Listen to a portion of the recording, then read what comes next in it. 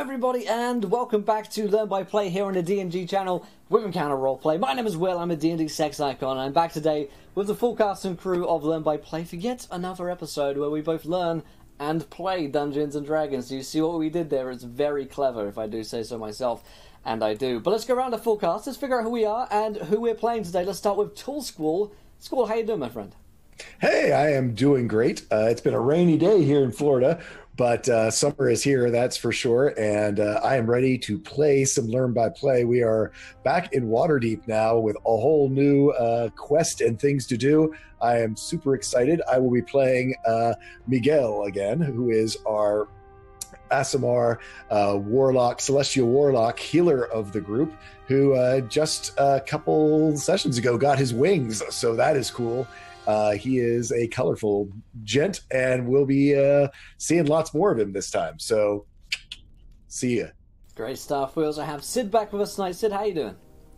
I am great. I'm very excited to get back into this now that we've leveled up and we've got more fun things. I'm playing Farron Hulling, who is a half-sun elf fighter with the archetype Arcane Archer. So I'm like a magical arrow sister, you know what I'm saying? I certainly do. Speaking of magical arrow sisters, Grimjack2 on 502. How you doing, Greg? I'm doing well because tonight we are on Wizards of the Coast doing a little D&D, learning and playing, as you previously mentioned. I will be learning and playing as I do so with the Air Genasi Barbarian Zephyr. We are going back to where it began. I have my boat back. It's time to set sail. Let's ride. Let's do it. And last but not least, we have Chelsea with us tonight. Chelsea, how you doing? I'm doing great. I'm excited to be back. It's Saturday, and we are learning and we are playing D&D, and all of those things make me super happy. And I'm bringing back our lovable, squeezable, giant monk, Rufus Bigby, who is kind of a softie, but also has recently gained his Sun Soul Monk powers, which manifests through the tattoo in the middle of his forehead. So yeah, stoked to put some things to use. And he got some bracers of defense. So, you know, this is the first time anybody's ever given, like, nice clothing to Rufus. He's pretty stoked about it. Absolutely. So, yeah, let's remind ourselves of what happened last time.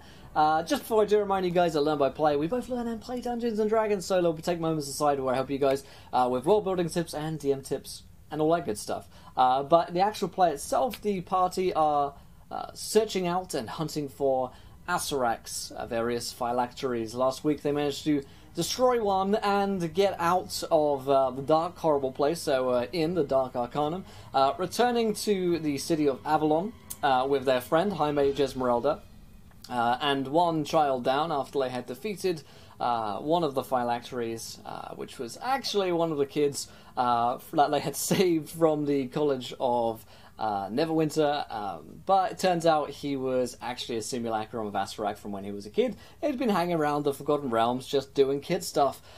Surprisingly good way to stay under the radar when you are a lich. But they got rid of him, returned back, and got some magic items from High Mage Esmeralda via her companion Stormfingers. So we now have Farron with a vicious longbow, Rufus has braces of defense, Miguel has a dagger of venom, and Zephyr has a cloak of the manta ray. Not only that, though, but they returned with Nepatak, the sister, long-lost sister, a long-dead sister of Asarak as well, before he became a lich, who is now travelling with them, going about on their adventures like a cute little undead girl. Think the Bioshock little sisters, and probably quite close to Nepatak, really. But they know that there is one other phylactery, the location of which is in back in Neverwinter at Lord Neverember's tower. Of course, in our game, Lord Neverember hasn't been seen for several years, who's gone into hiding, a recluse in his tower, and one of the most difficult places to get into in Neverwinter, if not the most, because it is the most well-guarded and magically defended place in the city. But if they are to succeed in their task to stop Valinda Shadowmantle, who, by the way, is dead for at least the next 5 days, after a crushing defeat with some... I think, how many Nat 20s was it? 13 Nat 20s you guys rolled? 13. Yeah, that was absolutely insane. There was very little I could do, but hands off to the players. In so doing, they also leveled up to level 5. So now as we pick things off, High Mage Esmeralda, back on their boat, is casting a spell to take them all the way to Avalon, well, back from Avalon, rather, all the way to Neverwinter, where they're going to go investigate, try and break into Lord Neverember's tower, try and find a phylactery inside, and try and blow it up. So, yeah, 1, 2, 3, it's as simple as that, really. What could go wrong? Let's pick things up. Just back in the tower that you guys were in back in Avalon, High Mage Esmeralda is on the ship, and she's getting the teleportation spell ready. And just the last bits and bobs that you guys want to be doing while you're in Avalon, with the kids that are going to be staying behind here. Stormfingers is also here. You guys did a little bit of prep before you went, but any last things you guys wanted to do before we headed back, just shout at me. I think there's some potion hunting last week. Oh, yep. I think I made some soup and everybody ate, right? Or at least I tried. Yeah, I think Rufus tried to make some soup, and the kids kind of ate it. They also questioned you on whether or not Ferris was coming back. You kind of lied to them. You kind of didn't. No, I told no lies. I told very skewed truths. Right. Very, very skewed. Like, Ferris is evil. Yeah, he's. What did I say? I said he was like taking a vacation or something. Like he's not. I was clear he wasn't coming back. I didn't lie to him about that. I didn't get anybody's hopes up. Yeah, I think Rufus got tired at the end and was like, "You're not going to see him again." He's like, just stop asking. Yeah. So, in fact, I'll tell you what better jumping back on point is High Mage Esmeralda has completed her spell. So it's been 24 hours since she's been doing it. Already sent a kid up to you guys. In fact, Nepatak might have been made aware of this. She's been playing on the boat. And Nepatak, little undead girl, 6 or 7 years old, wearing a little dress, kind of bobs along and is like, hey, the teleportation spell's ready. Let's go back to that place. Never summer? Never spring? Very close. Good. Winter. It's winter. Winter. Oh. Oh. Why is it called that?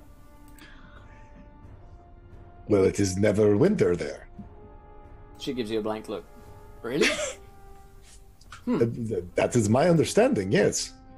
You I am guys- not from there, but everything that I have heard about it is, yes, it is quite warm and nice, balmy weather. Okay.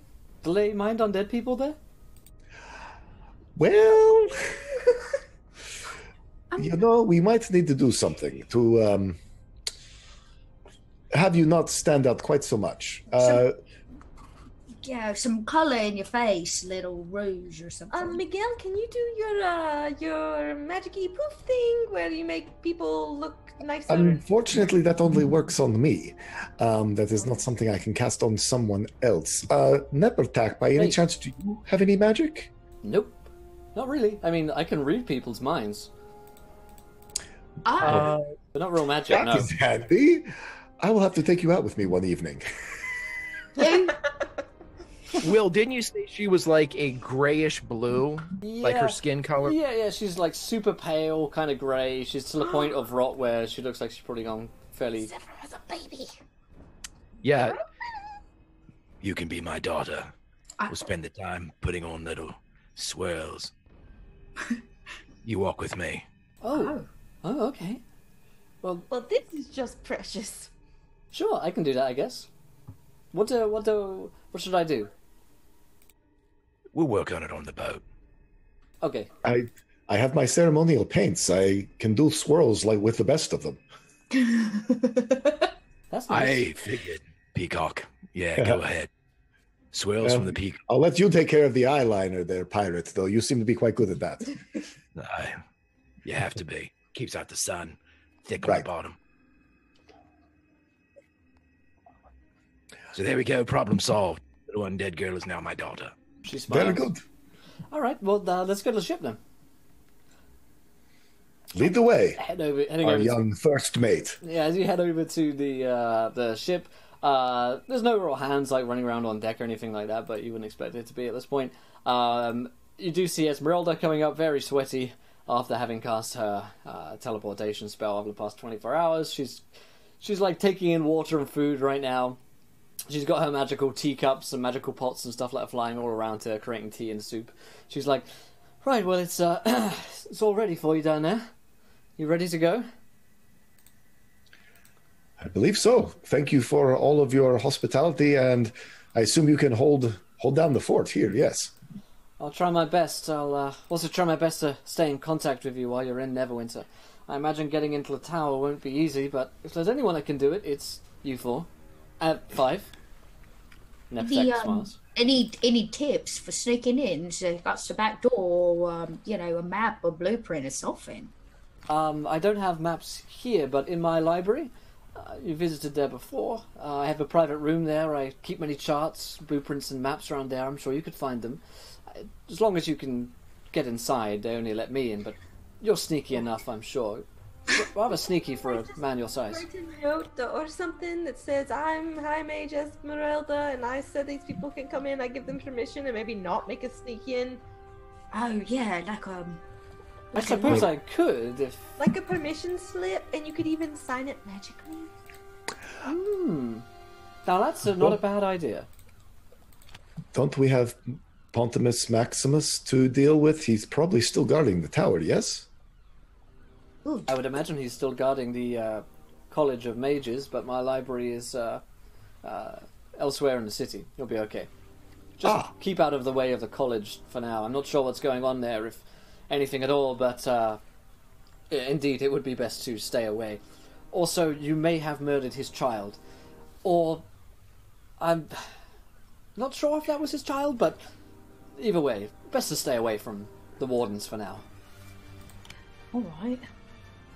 Okay. So we have more of a plan than we did, 5 minutes ago. This is true, Rufus. Yes. You can find the blueprints and maps. I'll sign something here. Just the last time I did this, the children got in, and you understand. She hands over a note with like a permission slip. It's basically one of those like you can go to the toilet slips. Bathroom pass. Yeah, bathroom Yes, pass. Yeah. it's a hall pass. You hang It's it our around fantasy hall a large plank of wood.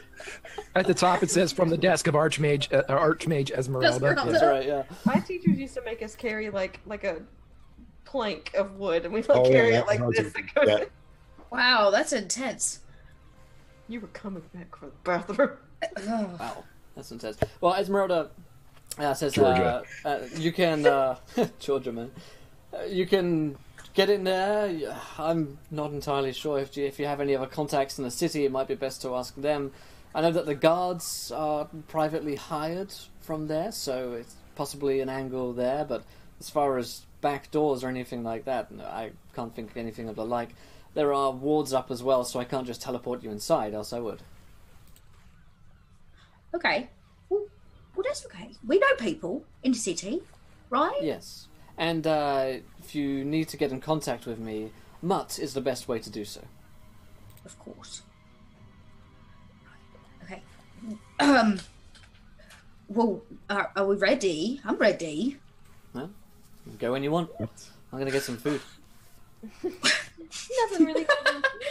There's soup at the bottom of the ship. I made it myself. Ah, yes.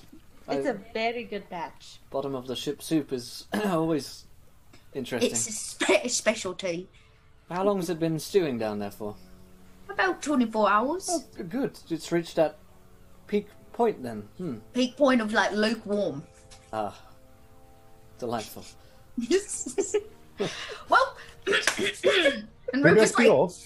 steps through through this hole, this portal. Farron is like, wait for me, Are Rufus! we And, like taking running right after.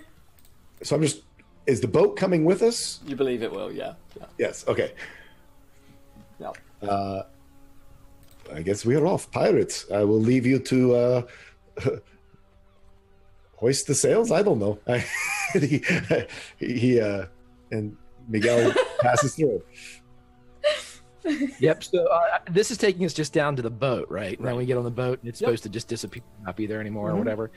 Yeah. What Zephyr would do at this time is he would begin to, if the boat is going to be in play again, he's going to begin to have Rufus and Farron and Miguel and Nepatak become a bit of a crew, as he's going to start assigning different areas and different places, learning the ropes, so to speak, as what to hoist, what to set sail, how to get underway, and all that good stuff. So it's a bit of a learning experience that Zephyr might not be as pleasant as he possibly can be, but it seems that Nepatak calms him down a bit, and so he's able to.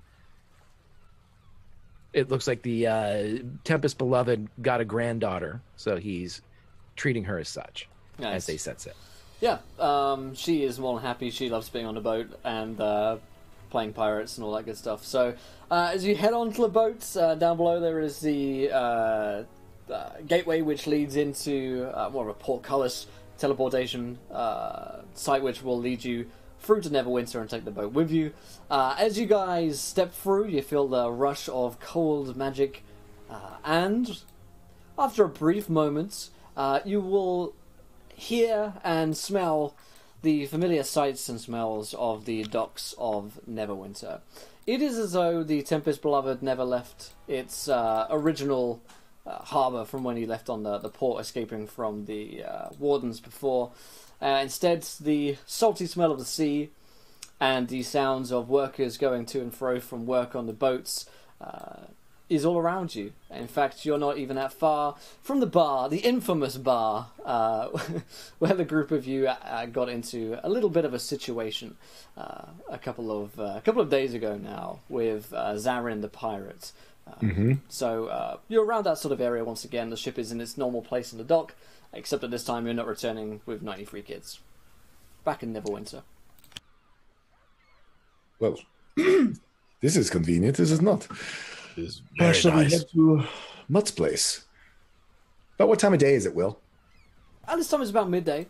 You guys can roll me just quick perception checks so you take a look around here. Oh yeah, roll. It's a 16 from Miguel. 11. Nice. Good 6 for me. Oh, solid 6. An 18. Woo, 18, fun. nice. Ooh, Nice. Nice. So, Farron and Miguel are the first ones to pick up on this. The dock workers normally around here are just sort of carrying buckets, ropes, normal, like, boaty, shippy stuff. This time they are visibly armed, and they are somewhat armoured as well. You'd know them to be pirating types, but wielding, swords, maces, clubs, crossbows in this sort of area at this time of day is unusual. You have been around here a fair amount of time. Sure, at night time, a couple of them maybe get a bit leery and will, take a mace down to beat up a bar or something like that. But seeing like large groups of 5 to 10 people armed is definitely unusual. There's definitely a mood in the air of danger. And you can see that a lot of people have boarded up their houses, a lot of people are locking themselves in, and it feels akin to if you were in Neverwinter or any other town during a wartime or during the Death Curse, that sort of feeling where people don't really come out of their houses.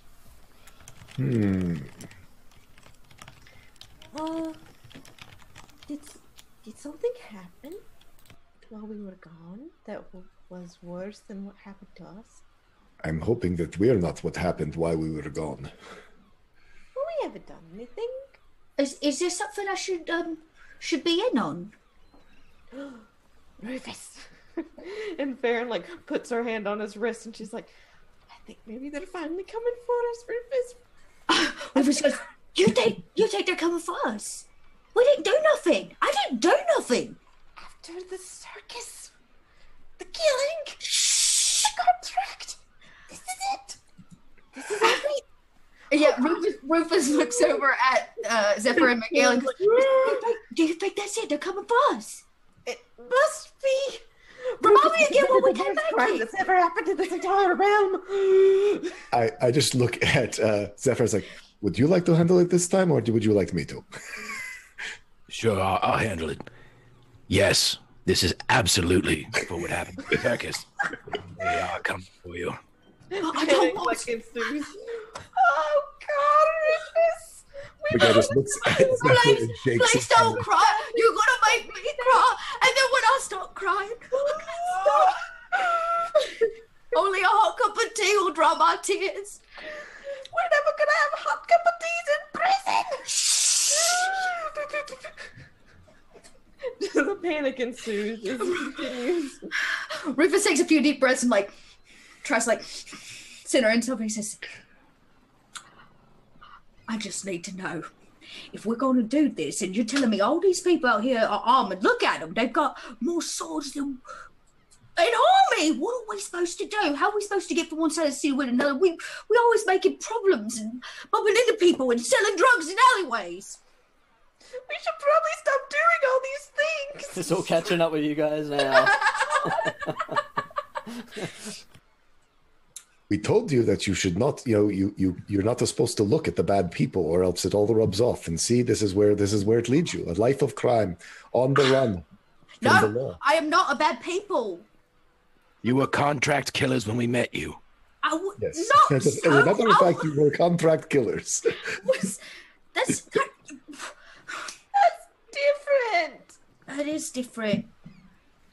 And last time I remember, you also came with my name on a piece of paper, so you also hired me in some way, shape, or form.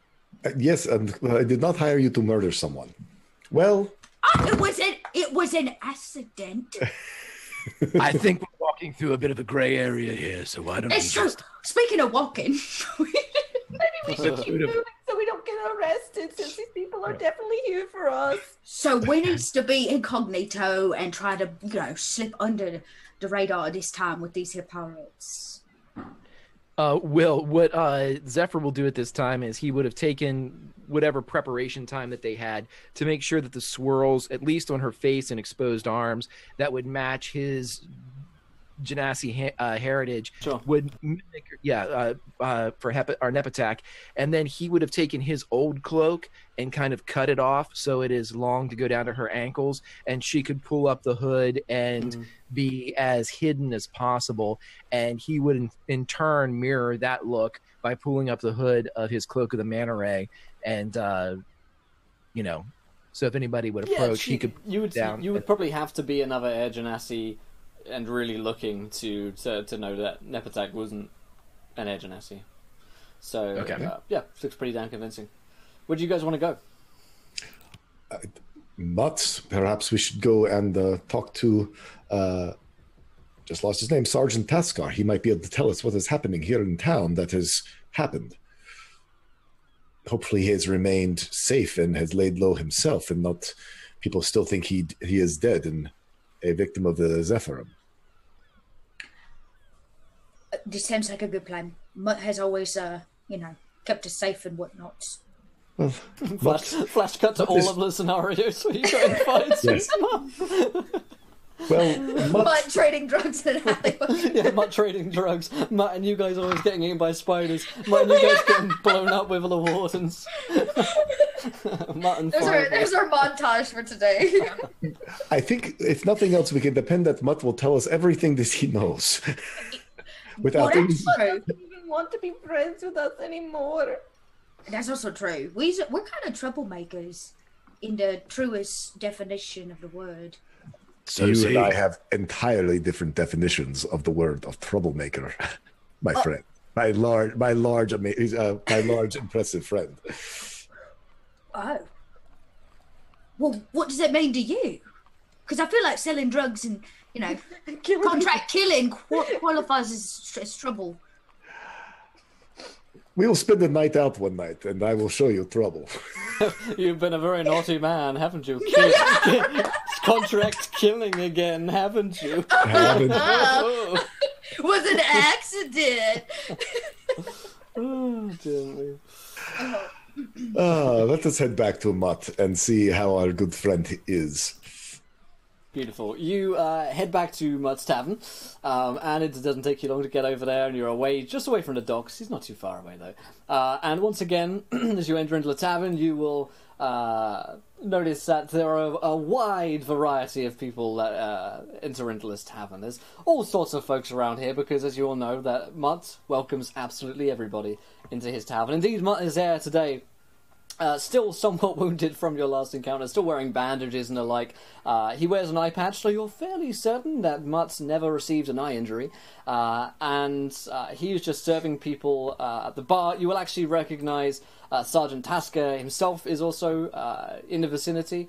And he sells things. The Tabaxi trader who sold you some of those slightly stale healing potions, which nonetheless saved a life. Only last session is also still in the bar. He looks over with a purr and a wink as he drinks his shots of straight milk. But the rest of you guys, you enter into the tavern. Mutt will smile, grin, beaming with his huge. When Mutt smiles, it does make him look a little bit stupid, but he nonetheless does it a lot, which lends Mutt a rather stupid look most of the time. But he's like, "Oh, you guys! It's great to have you back. Welcome in, everybody. It's Miguel, it's Rufus, it's Ferrin and Zephyr. What have you guys been up to then? It's been so long. Now, the last time I saw you guys, I was almost dead, wasn't I?" You were. What have you done to your eye? Is that new? Is it a fashion statement, or is it? Have you injured yourself again? This here, and he like points his eye. He like lifts up his eye flap for a moment, and he like points to it, and he points it to the point where he actually sticks his finger in his eye, and it hurts. Oh, no, it's not actually hurt. It is now a little bit though, actually. But I thought I would make myself look a little bit like Zephyr. And I've also had a lot of pirates round here, and I want to be inclusive and so that I can be just like them as well and wear patches on their eyes as well. I'm considering cutting off my leg and putting a stump on it as well, but that is a later plan. You are just the most hospitable person I think I have ever met. Well, it's whatever, to make people feel at home. Now, what can I get you guys? I believe the Miguelaboo has been selling very well recently. You know, that is my favorite. If you could pour me a nice tall glass, I would appreciate it. Absolutely. Yeah, like around, and then we're also here for a servant of information, in fact. Ooh. Farron will, like, at this point, finally go up to him and just, like, hug him and be like, I'm so glad you still wanted to be our friend, even though we're all going to get arrested. Oh, it's all right. I knew ever since I met you guys that you was all going to get arrested. Most of my friends do. Well, I'm glad we could maintain that standard. I've been arrested more times than I can count. Don't worry about it. Will you come visit us in prison? No, because We are not going to prison. No. Where you guys are going, they don't let them have visitors. No. What? What would you expect? I mean, I thought that's what you got. Gotcha. How about that information, yeah? Yes, I will loudly talk about information. What? Perhaps not. Oh my lord! Miguel takes his Miguelaboo and walks down towards Sergeant Taskar while this plays out with Mutt. Yeah, Sergeant Taskar, the human, slightly podgy-looking, wearing a guard uniform. One of the only guards that you've seen in the city so far in your brief walk up to Mutt's tavern, gives you a grunt. Can I buy you a drink, Sergeant Taskar? It's alright, thanks. Trying to keep sober. Surprising amount of information flows through this tavern here. It's like a lot goes on through here. A surprising amount. Honestly, I spent years trying to, get crime down on this city, and really what I should have been doing is just coming in here and waiting for folks like you to show up, and, information gets traded fairly loosely around here. Not that you're criminals, of course, aside from the, other stuff. Farron is like, no, we're not. It's so funny. You're right. We are not criminaling is here. everything okay with her? Not criminaling. I'm sorry. She's just having a little break. It's all right. It's okay. Can we get 2 Miguelaboos? 2 for the lady? Oh, yes, of course. Farron is like, I don't know what you mean. I only drink water. I just sort of, I do a big cheers to her when they come to sort of do the, of course you'll drink one of these with me, yes? You're so lovely today. Something. And she's like holding it up and it's like shaking. Just like this. Follow, see? And Miguel do. You see it like dribbling down her chin and she's like, Hold your nose. Just... She's not having a good time. So, We're trying to get her drunk. It's just, I'm sure she's not one of those drunks who cries, right? Oh, God. Doesn't sound like Find it. out. Sergeant Tasker says, what have you guys been up to then? It's been a while. We've been on a bit of a journey, but we find ourselves back here, and we are concerned that a much different atmosphere than what it was when we left. It's only been a couple of days since last remember seeing you around here, but yeah, a lot's changed ever since all that stuff went down at the College of Mages. The undead that whole word spread about pretty quickly, and, well, the Wardens are looking a little shakier than they were. Other than that, of course, there's been word that there's an army on the march towards us. Another horde. Undead. A couple of weeks they should be here. From the east. I'm not sure where they come from, but they just pick up dead where they go. Like a... Not a steam train, they weren't invented. Like a snowball. That's been invented. Yeah, that's it. It's been around forever. Do you know how many strong they are? No, I don't. But if there's anything like the last hordes, they'll be in their tens of thousands. Thing is, not all of them are that, clued in. A lot of them are just husks. Tens of thousands? So this will be familiar to the Miguel, who spent some time in Chult. Is that there are, whilst there are like more intelligent undead, such as those like monkey creatures that you saw that retain more of their intelligence, which are like most likely created specifically and take a while to create by a necromancer, they can just res hordes of zombies basically, which are cannon fodder. So it wasn't unusual, and indeed if you go out far enough, still isn't unusual to find roving bands of, in their hundreds, of just like mindless zombies that will be around. That will eat anything in the nearby. So it's sort of a little bit like a Walking Dead situation, the further you're away from civilization you go. So you say, though, that they are adding to their number. It is not that it is just a group that gets smaller and smaller as they are slain. That these, right. In fact, they are, whatever they slay raises and joins them. So it is a growing horde. Yeah, so give it a week or two and things are going to start getting real nasty around here. Already are by the looks of things. People have been pretty shaken by the Wardens losing their authority. I mean, their promise was that they'd never let any undead inside the city, but, well, that went down the shitter pretty quickly.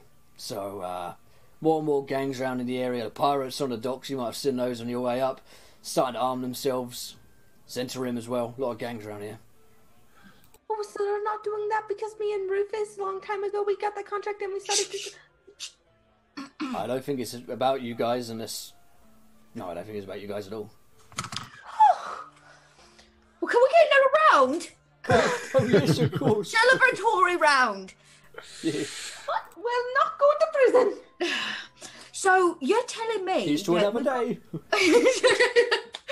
We've got a horde of zombies headed towards the city, which is currently in a power struggle because the Wardens didn't do their jobs.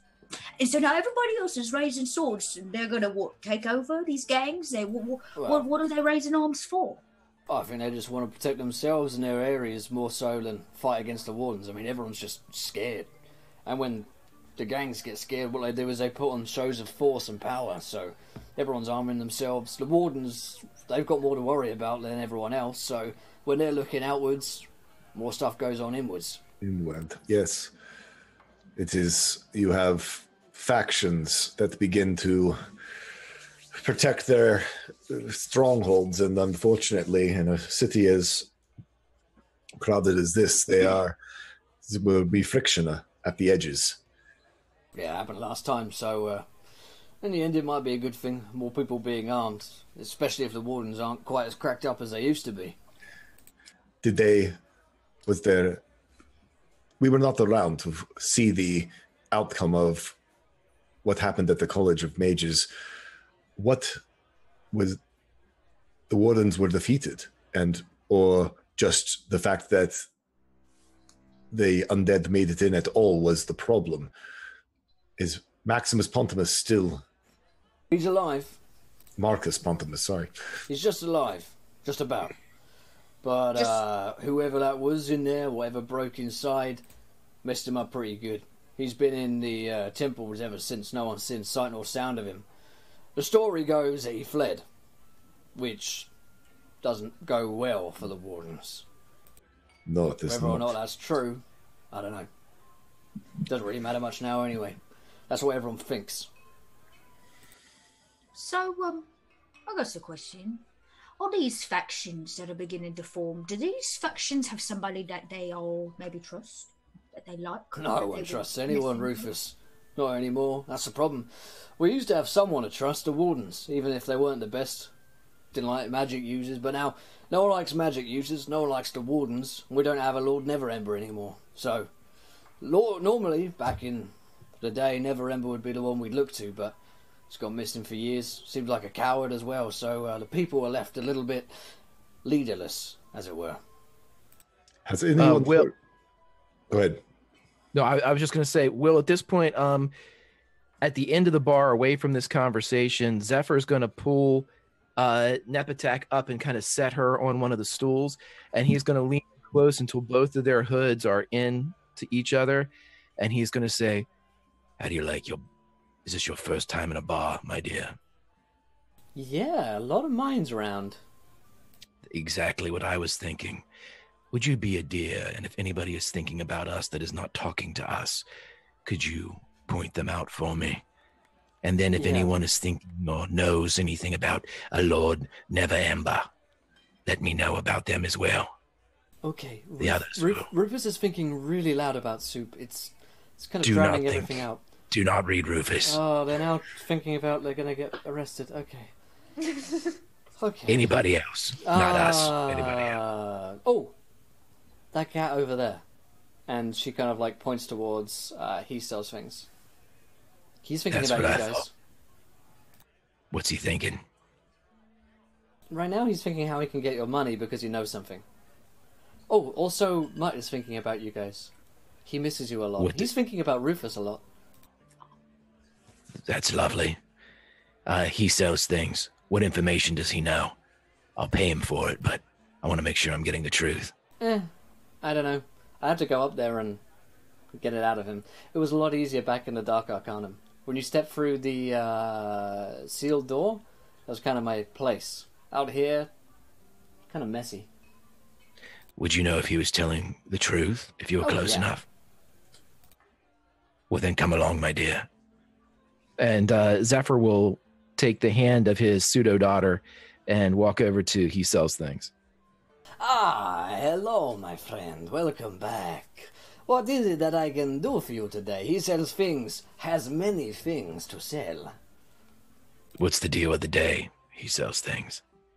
Well, I hear that Lord Neverember is in high demand right now. No?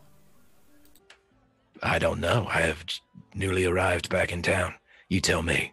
Is that the sale of the day? Information on Neverember? Yes, of course, my friend.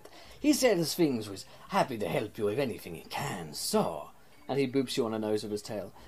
How much is it worth to you? I don't know. How juicy is this information? And at this point, knowing that he is well out of his depth with this particular salesperson, he will look back at his friends as they are talking, especially at the Peacock, and make very determined eye contact that if this were a tag team match, he needs to tag out.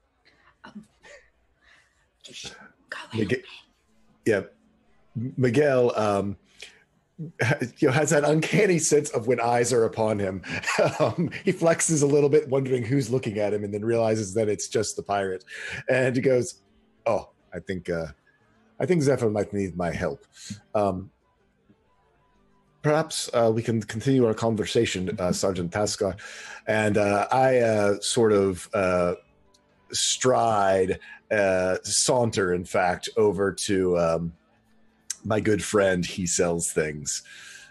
My tabaxi friend. How are you? My asthma friend. How are you? Very good, let me tell you. I was most pleased with your healing potion. It was quite helpful. Yes. He Sells Things sells only the finest healing potions. Of course you do. So, my friend here, you are having a conversation. Perhaps I can maybe listen in as well, as a courtesy to a returning customer. No, of course. I always enjoy it when you listen in. So, my friends, I am offering some information on one Lord Neverember. It is a juicy little morsel that I think might be very, very tasty for you in particular. It is he whom you seek, no?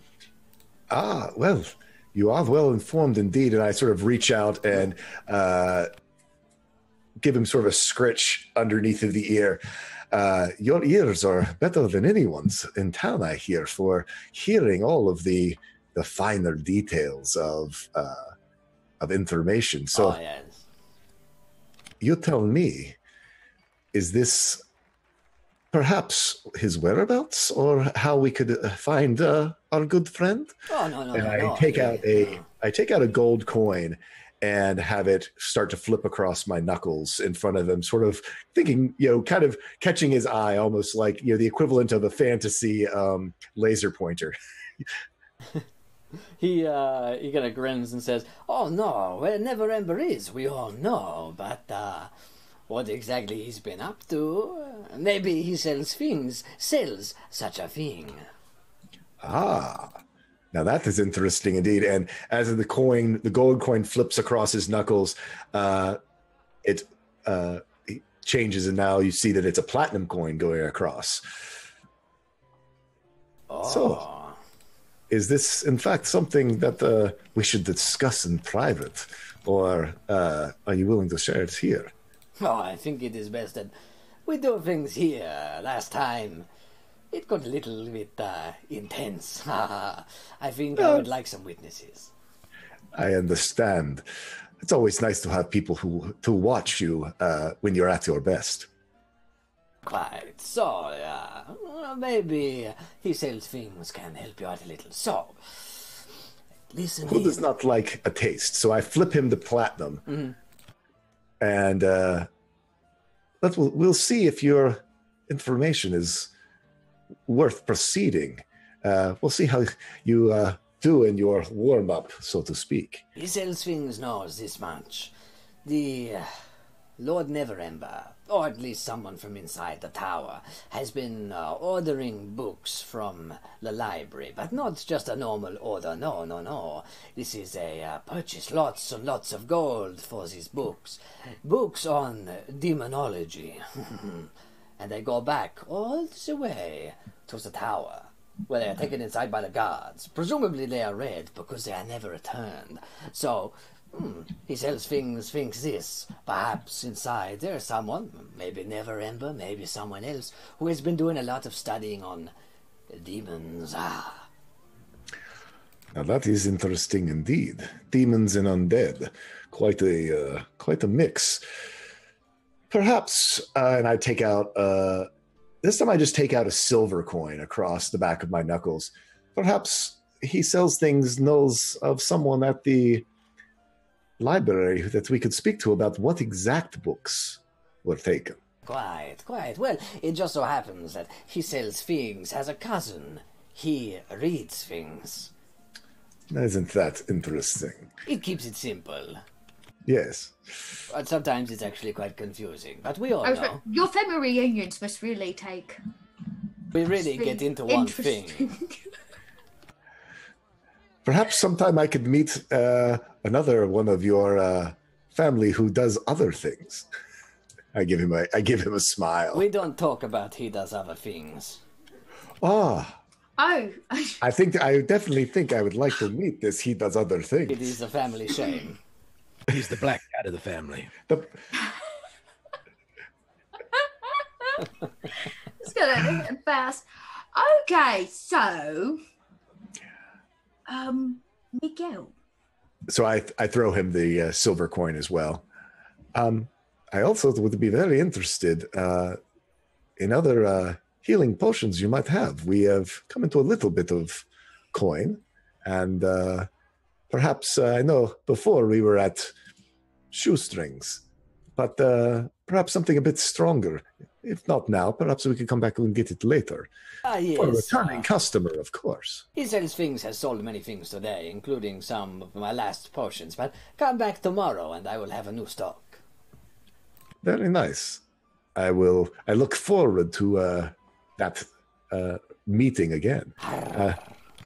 I purr back at him and give him another scritch behind the ear. I will see you later tonight. Perhaps you can show me what the black cat of your family does in his evenings. Smiles as you saunter away. As soon as we get back to the original position, Zephyr is going to return Nepatak to the stool, and he is going to say first, I don't want to know anything about what he thought about Miguel. I don't want to know anything about what Miguel thought about him. I've been alive for a long time, but I didn't know what any of those things meant. No. I didn't understand a single thing. I mean, No. where does that even go? I don't. Nope. I shouldn't. What did he lie about? I was a little bit distracted. I can only imagine. I think he was mostly telling the truth. I mean, other than he's not getting any more potions. He lied about that. Oh, and the black cat, was that a lie? I'm not sure. Okay, All of that stuff started to get very confusing. very dark, I know. Okay, as Huddle. Sergeant Tasker is like just outside of this huddle. Mutt gets inside the huddle. He's like in the middle. Oh yeah, absolutely. Right in the middle. So, what did he tell you, Miguel? Apparently, not. We have more business at the library than just what Esmeralda sent there for. Lord Neverwinter, or someone within his tower, apparently is getting books on demonology. Oh, are they being delivered?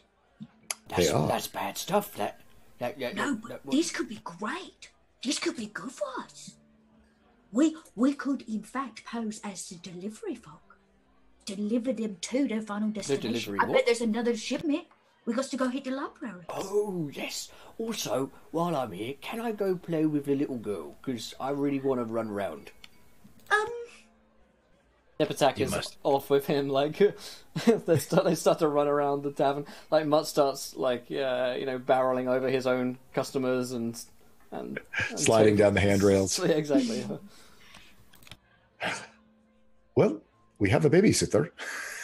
This is true. We could just, let her stay with Mutt. If nothing else, she'll get just as much life experience with him as she's going to get with us. Mutt comes back, like, sweating like a dog with his tongue out, and he's like, oh, she's a lot of fun. You know what I think I might do? I might kill myself and raise myself back from the dead just so I can understand what she's going through. Then he runs away again. Well, I don't know. We have brought this upon ourselves. This is our fault. Library. Do we know how to get there? Back to her library? Yeah, you do. Miguel is keeping a very close eye on Mutt, just in case. They're just like running around in circles. I'm holding Revivify, just like ready. She always knows where he's going because she can read his mind, so he can never quite catch her. I'm gonna go this way. No, I'm gonna go. Whoa! And he just goes over the table. At least we know he's not going to make us pay for damages. It's true. And probably not even have to pay him to babysit, so it's a win-win. You've never paid him up. I know we've never paid him. Actually, true. He has never got a single gold coin out of us. He's never asked for any money ever. He stayed at his place for like a week. So He literally remodeled Miguel's room. for free. He bought mirrors. He nailed your window open. Yeah. Taskar's here, and he basically can't leave because everyone thinks he's dead. The only person who's is kind of sketchy is, he sells things. Other than the fact of having her be able to read whoever's mind comes to see he sells things is not a bad thing. Well, yeah. No, go right ahead. No, I was going to say we leave her here. Let her read all the minds of the creepy folk that walk in and out of Mutt's doors, and then we come back and she can tell us all about it. The only thing is, if we lose her, that's going to suck. Yeah, Zephyr at this point, whenever there's discussion of leaving her behind, Zephyr would say, We didn't bring her along into a place that hates the undead for her to be discovered by these wardens who stumble upon the docks, or You're for somebody right. that's looking to make a little bit of coin. You're right, true. you're right. It's too dangerous now with all this undead talk. Undead talk. And her story is certainly much more convincing with you by her side. Also true. You also you would know with her phylactery being back in Avalon, she's pretty much invincible. Because even if she does die, she's going to regenerate within the next 1d10 days. So you could leave her back on the boat, for instance, to be fairly safe. Much place is pretty safe. I mean, for the sake of argument, it's pretty much safe harbor. Yeah. And she can't really die. Unless, like, the Wardens might have some way of destroying the undead, which doesn't bring them back with phylacteries. You guys don't know.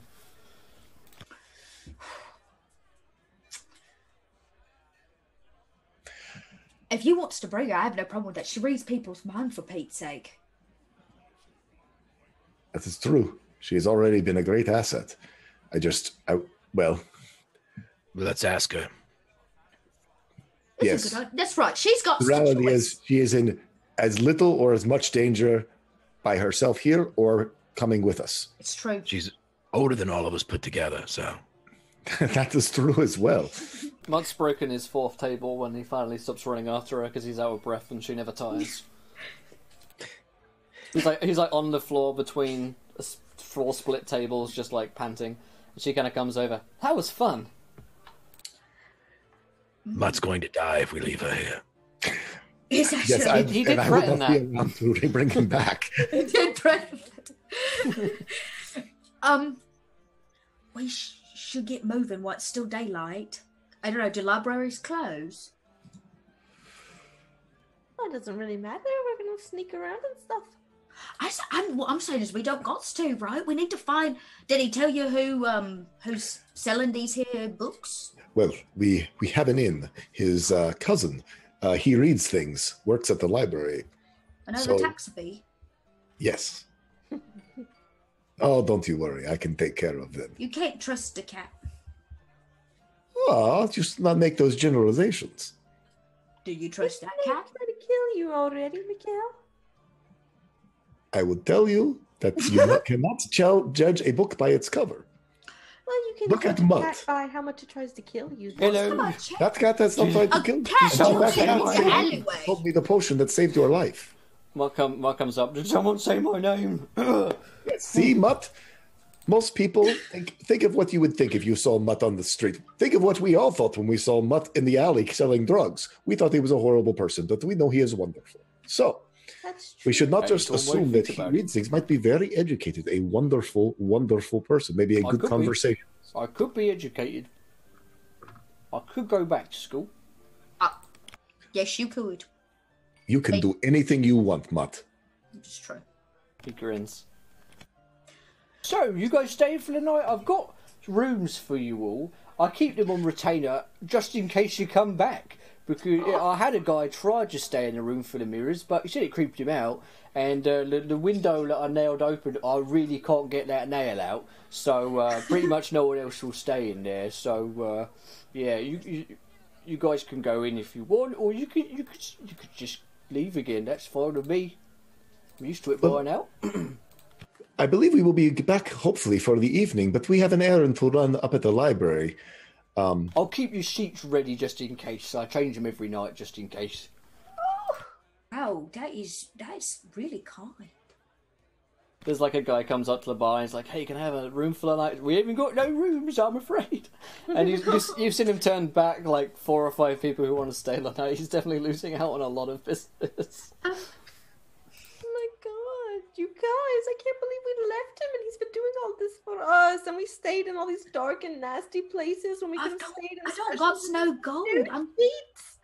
We should I'm no business. Actually, what happened to y'all's contract gold? We got it. I was going to say, don't you have 200 gold between your flab? Yeah, that's right. I do.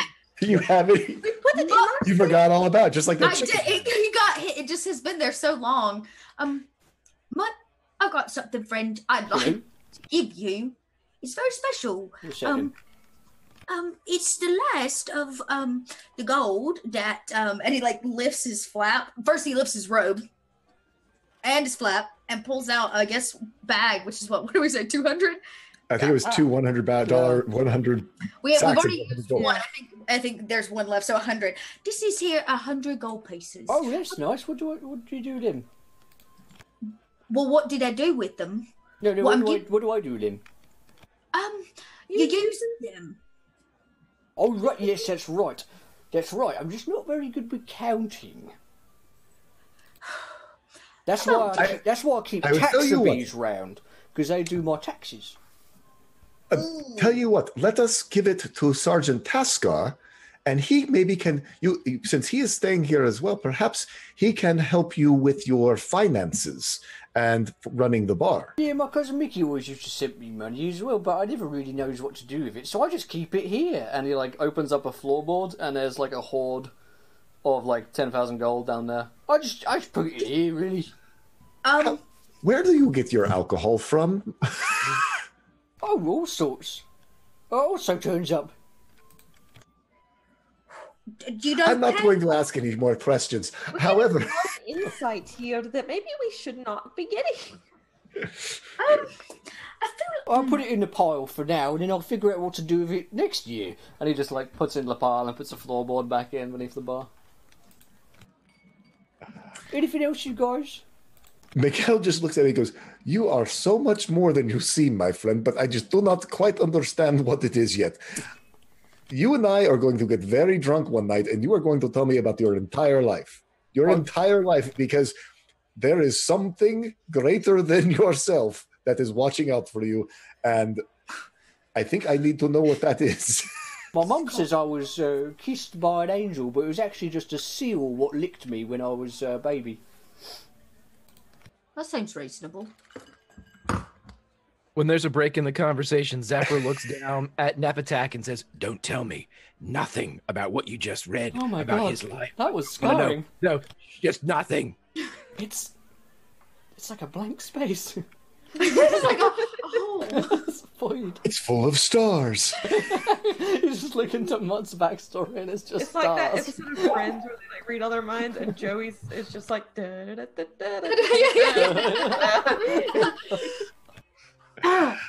So, without diving too deep into much sketchy ass backstory, shall we to the library to get some knowledge?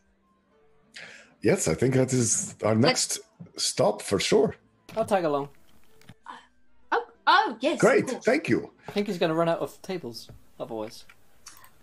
Trust I think me, he might can die always find otherwise. those tables if he needs to. It's weird. When you look back, the tables are there again. They do that. He's picking his nose. They do what, there, Mutt? Huh? What do the tables do? I don't know. Oh, They just I break him sometimes. and then they come back. Well, yeah, they're tables, Rufus. That's what they do. Mutt, the reason why Rufus is a little bit confused is because normal tables just stay broken when you break them. Don't. Are you silly? Why are we laughing? What is funny? Everyone knows that tables just reform, same way all these mugs reform. And he smashes one. You've seen him smash quite a lot of bottles in his time. He's quite a clumsy guy. And they do, after a couple of seconds, just kind of pick themselves and reform up again. Miguel, I hate that I'm even going to ask this question. Actually, even better. I look over the bar because my first appearance was behind the bar where I picked up a half full bottle of Malibu. Is it still a half full bottle of Malibu, even though we have drunk far more than a bottle of Malibu? Yeah, the bottles always seem to be full in Mutt's place. There are so many questions. We need to leave right now. Correct. We need to the library. I've never in my whole life said that. Yep.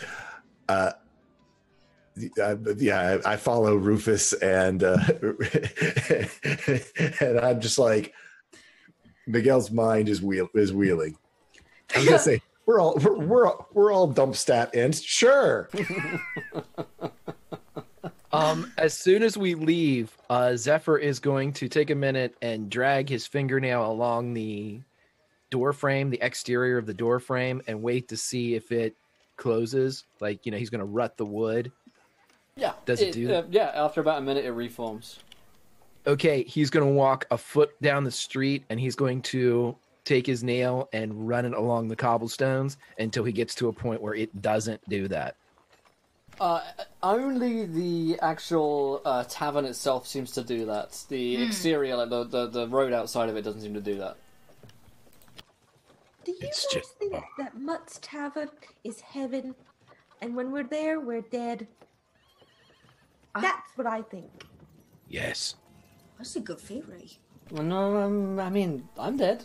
Maybe, yeah. Maybe you guys are dead in there and you're like me. Wait, if you're inside, can you read people's minds? No. Oh. I just imagine that might be what it's like in heaven, you know?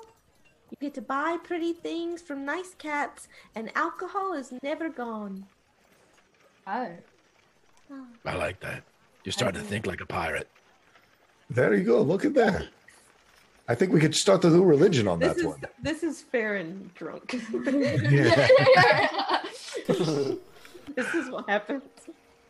I am trying to remember, Greg. Have you even hinted to any of us about your dad? Never mind then. All right. So you guys are headed through town towards the library. It's, you get on at midday, you probably spend a couple hours messing around with Mutts. It's like 2, 3 p.m. at this point as you head through the streets. The city guard force is low. There are not many people around at all, including any wardens. Warden presence is a lot more limited than last you were here. It takes you about an hour through the streets, which are a lot more tense than the past times you've come. It's always been a little bit tense around here, of course, but they know that over the next few weeks there is going to be an army of undead upon their doorstep. The morale of the city is not great, however, they have defeated several hordes in the past. That, of course, was when the wardens were high in their power and well trusted by the people. Now, so less. However, you will arrive at the library. It is an open library. Anyone is allowed inside. You've been in there once before. The librarian is at the desk in case you need to speak to him. Is there a bell? Something I can ring, or is he right there? Oh yeah, he's right there. Yeah. Ah. This owly-looking man kind of looks up at you. Insofar as he looks like he might actually be some kind of owl person, like feathers on him. Truly owly. Truly owly. It's like that episode of Avatar: The Last Airbender where they go through Yes. very- He looks like Except hopefully we're not trapped at the end. some kind of owlkin or moonkin sort of looking fella. Not quite a beak, but his face is hawkish. His eyes are large. Yes. Hello, Feather. Do you have a name? Yes. Oh. You should talk to him because you both have wings. Oh. Maybe you have a secret language. Farron is so drunk. We are in fact looking for a kitty cat. What was his name, Miguel? Yes, we are looking for. He reads things. We have heard that he is a. We know his cousin. It's true. We read books, lots of them, with knowledge in them. Yes. Do you understand? Perhaps could we go in and do you know where he is stationed now? Yes. Could you, maybe direct us into that place? Yes. And he stands up for a moment and starts leading you through the library. Oh, that was easy. A man of few words. That can come in handy sometimes. So, friend, what is your name? Howard. Howard. It's very nice to meet you, Howard. How long have you worked at the library? 40 years. Ah, do you get lots of business these days with all of the excitement outside, or do you try to keep it calm in here? You seem to be a very calm man. Yes.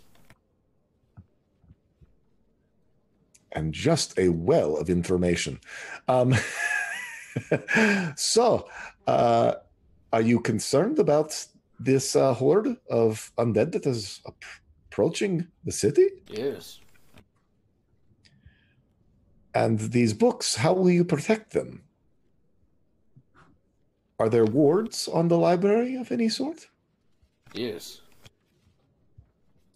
Just to keep them from damage, or keep people from stealing things, etc.? Do you have protected areas? And Yes. I'm just going to keep feeding you yes and no questions, dude. Pretty much all Howard will answer to. Yes. You ask him a string of questions as you get through the library until Howard finally leads you to a Tabaxi who is currently reading things. You're in some kind of arcane section of the library, and you can see that on each of the books there is like a little blue rune, which you would recognize from Esmeralda's place to be a ward. So presumably there's something on these books that prevents them from being stolen from the library. The Tabaxi himself has big glasses on, like really big glasses that make his eyes look huge, like Professor Trelawney kind of glasses. Gotcha. And he is reading through several of these books. Howard turns and leaves. Wow. His name is He Reads Things, and he's reading. His parents really nailed that one. It's true. He reads things. Hello, how are you? We have met your cousin, I believe it is. He sells things. I'm not a friend of. He sells things. He sells too many things. I just read things. I don't need things sold. If I need the things sold, I would go to he sells things. But I don't need things sold, so I don't sell them. I just read things. That is so interesting that you read things. It is quite an amazing thing to read such things like that all of the time. I am very pleasant to meet you, my friend. So I was wondering, as you read these things, have you found other things that are good to be read? And are you taking them to other places? I read many things. I take them many places. I read lots of things, but mostly I keep them here. I just read. You speak very quickly. Yes, well, I was trying to make you feel comfortable so that you would talk to us a little bit more about these demonology things that are actually leaving the library. Oh, I see. Ooh.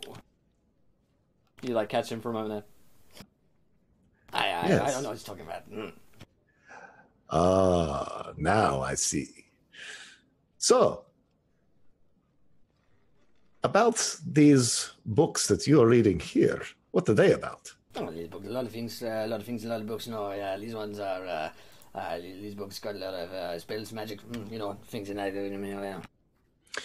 Have you read the books about the demonology that are no longer in the library, and are they worded as these books are? I can't tell you about that. I mean, if I tell you about that, I can tell you about all things, but I can't tell you about that. A lot of books and other things. Oh, but of course you can tell me about such things. I do the same type idea, sort of. I don't want to invade someone's space if it's not their deal, but he is still a Tabaxi, and I kind of saddle up close to him a little bit. He looks pretty uncomfortable in body language to this.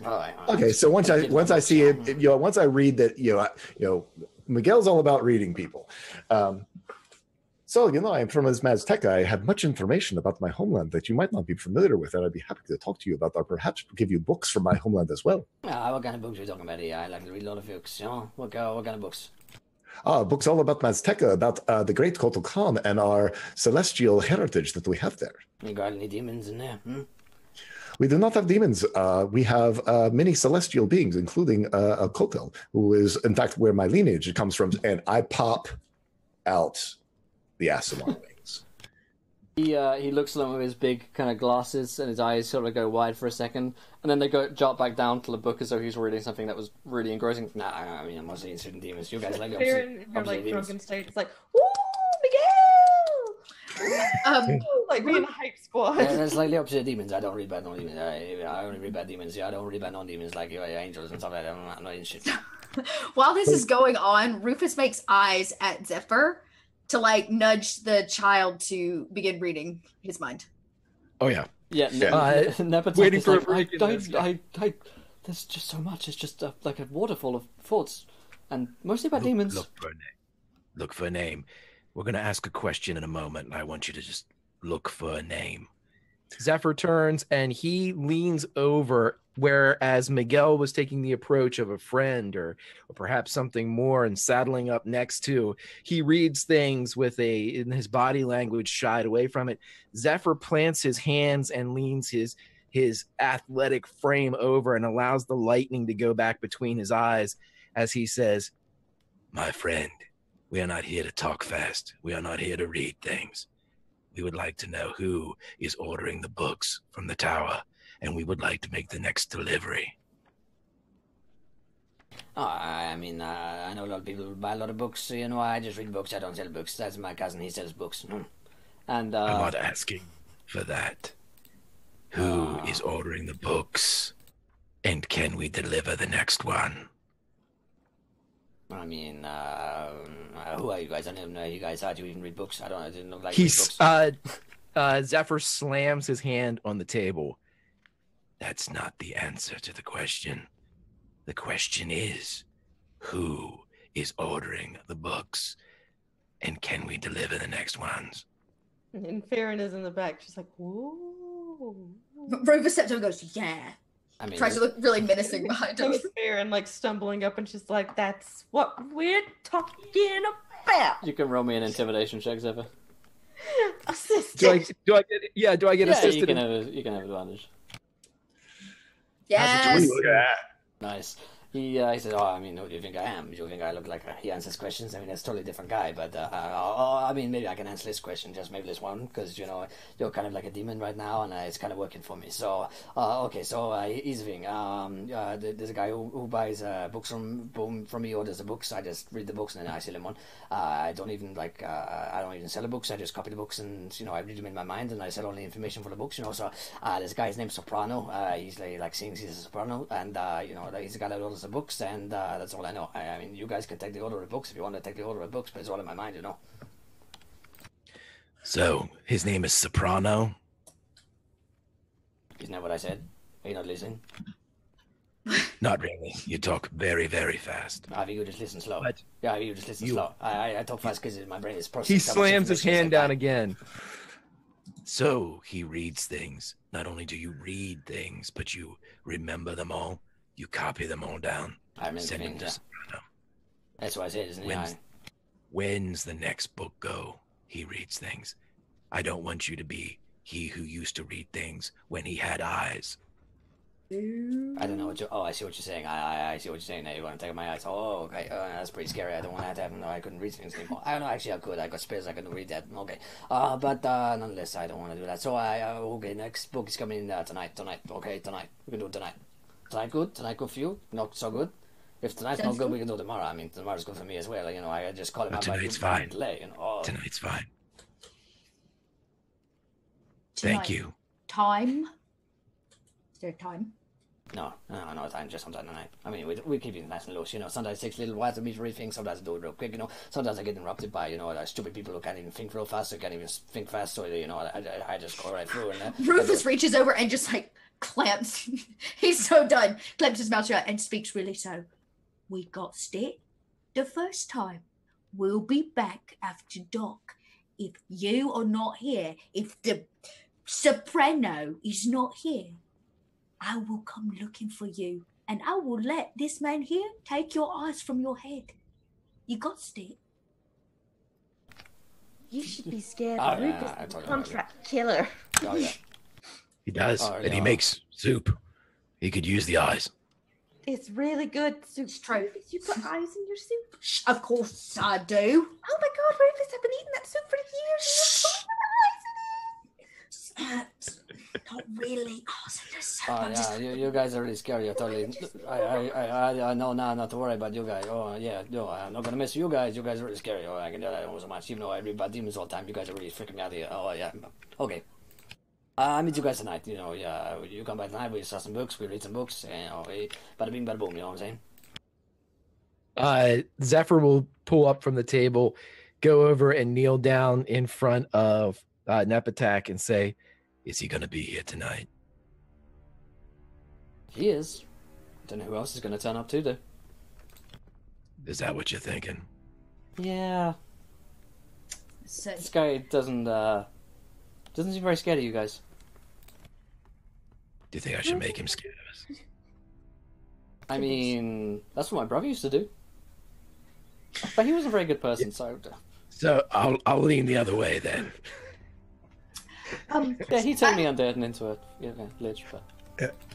I look at... Yeah, go ahead. Well, no, I mean, if you got something. I look to the Taxaby, he who reads things, and I say, slowly now, so that I can understand you. There doesn't happen to be like a list of all the books this man or person or thing has ordered in the last, say, few days? I mean, why would I have a list like that? Why would you keep carry a list around? I mean, we just go...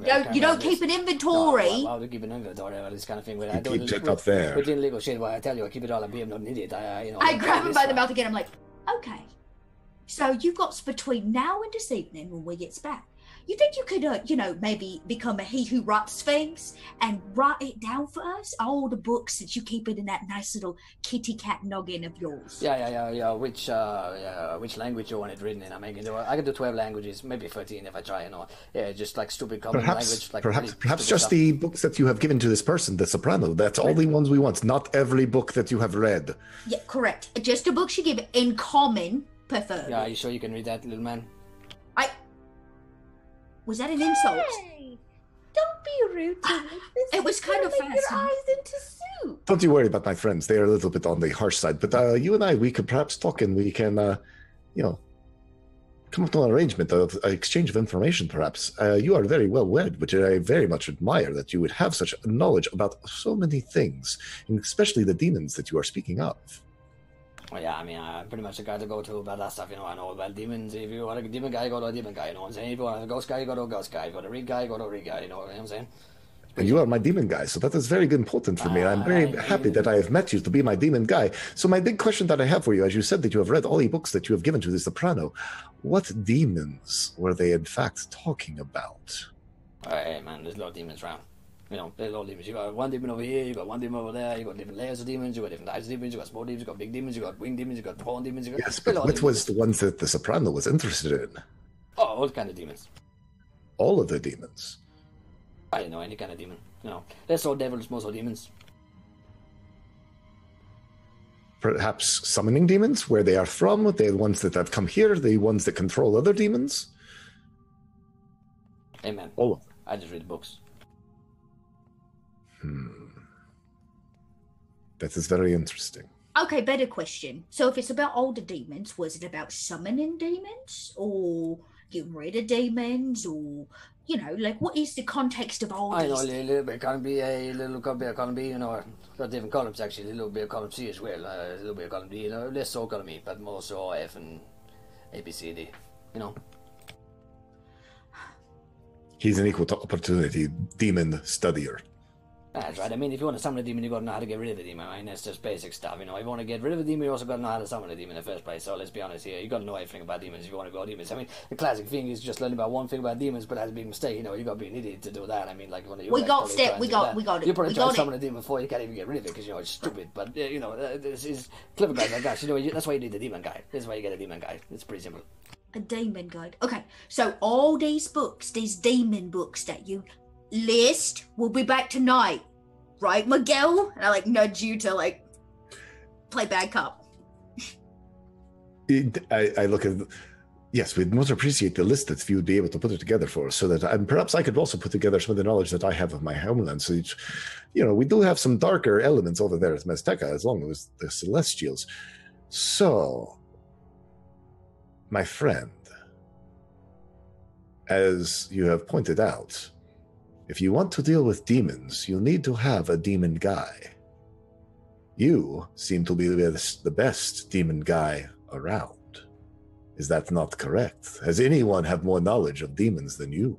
I mean, if they do, they're probably a demon. I'm just one of the demon guys. We keep to ourselves. We don't talk much. Right every now and again, there's a couple of conventions where you get together and talk about demons, but mostly it's just me.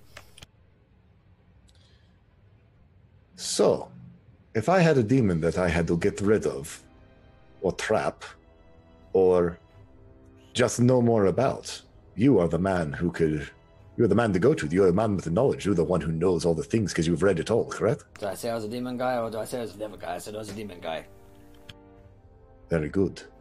So, an illustrious demon guy like you, what does it cost to have you in our employ if we should need you? Oh my friend, That's- I'm not freelance no more. I know I got bought out. There's the Soprano guy pays way better than you. He's a lot scarier than you. They got a lot of guys around. They read books too, but mostly they kill people.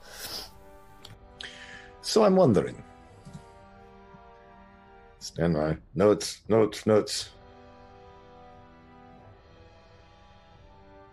This soprano gentleman that you are so fond of talking about, do you know who he perhaps works for, who he reports to? Perhaps the Red Shade, the Mad Arrow, the Magistrate?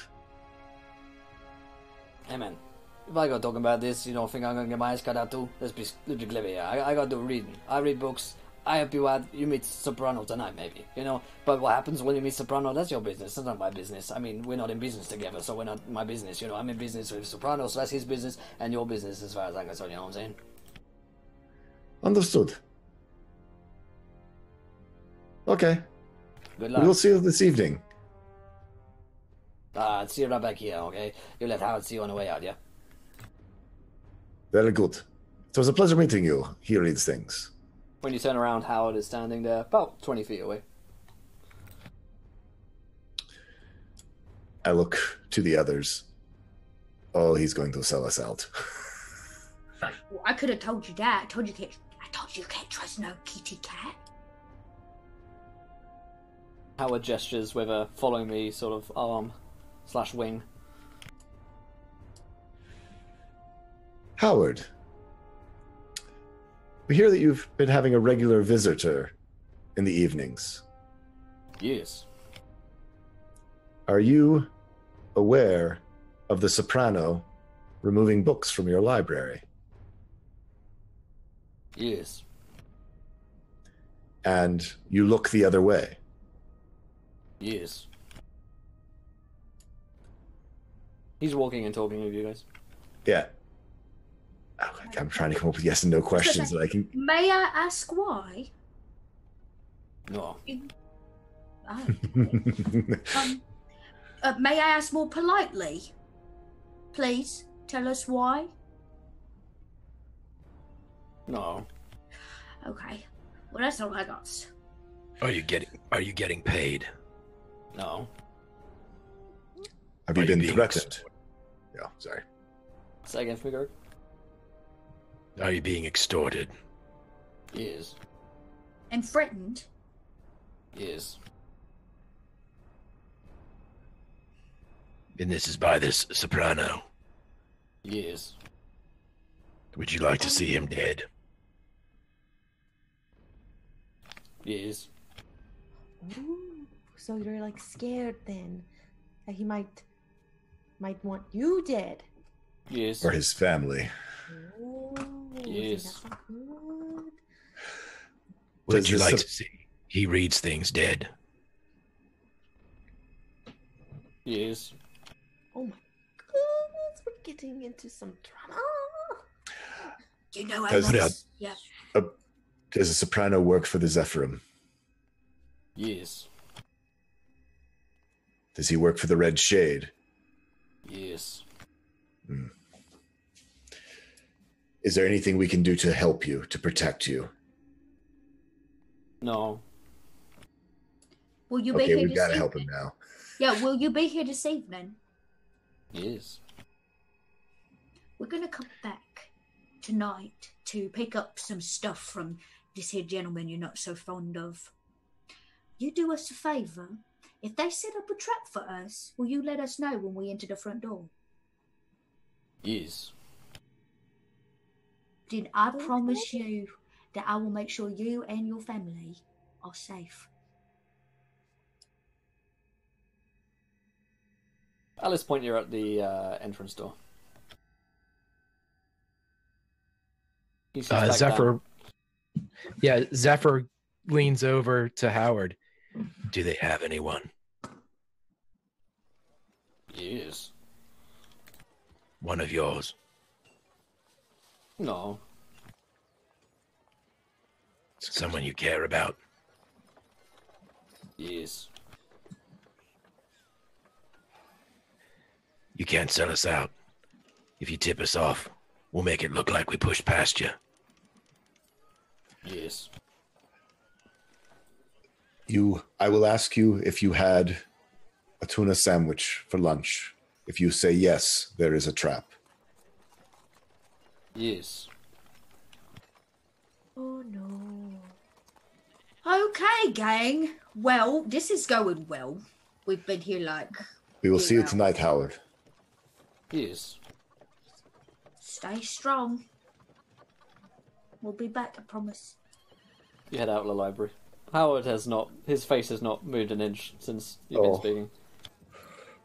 I do not know about you, my friends, but we are doing whatever we can to save Howard. And that Great. cat, I want to see shaved and strung up from the rafters. Okay. Well, we've got some good information. I say, we have enough time since we got to come back tonight where we can, maybe plan a little and get the leg up, as you might say, against them. If they were to plot against us, if it was to spill the Well, beans. they're gonna. We know that there's a trap. I don't know why you're so focused on saving Howard when Howard's not the one walking into a trap. We are fully aware that we're walking into a trap. See, the alcohol's worn off now. We're fully aware we're walking straight into a trap, and there's nothing we can do about it. There's nothing we're gonna know, and we're just gonna walk. Wait. But there might be something we can do about it. Well, like We what? could do.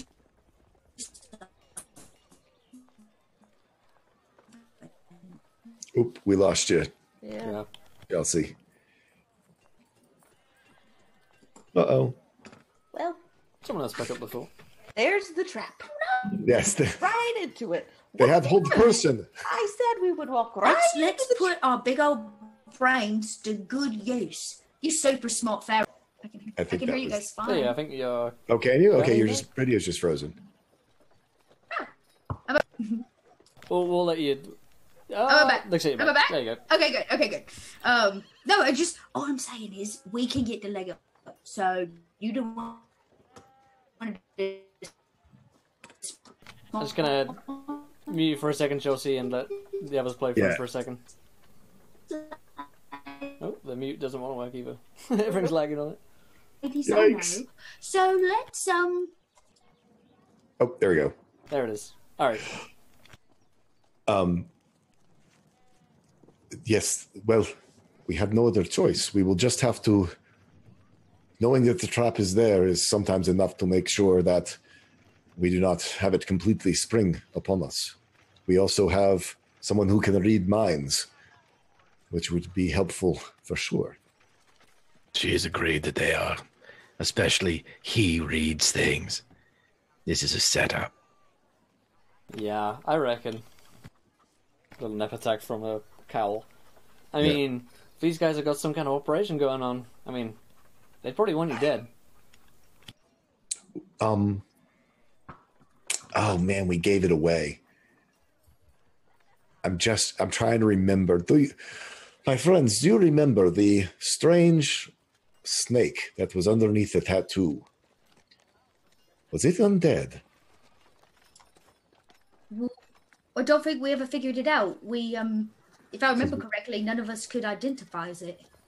Yes, and we gave it to the gnome. It's right. But I will tell you, it came off the arm of one of them there tax fee. Very similar to, I suspect, the one that's going to show up tonight. Yes, the Red Shade is the group that was wearing the tattoos. So we should be prepared for another scary-ass tattoo to come and try to get us. Great. You know what I say? I say we set a trap for them. What do you have in mind, Rufus? I don't know yet, but I know that could be an option. Like if instead of all of us going in to, meet this Tetsubi, which we suspect is going to set a trap for us, why don't just one of us go in and then the other three of us like hide or get the owl man out, Howard, or I don't know, yeah. If he runs, one of us is at the door. I feel like we could go about this we're going to need to go about really smart. Howard said that there were wards on the library that prevented the books from leaving. Normally that will have to work both ways, so if they get someone to come here, this soprano, chances are he won't be able to teleport into the library proper. What if we wait for him to show up physical like? That is true. I'm also not sure if I understood, but I'm wondering if this he reads things is in fact somehow downloading what he has read into something that is not protected by runes. Yeah. You know, if there is some magical apparatus to somehow let him make a book that is able to leave.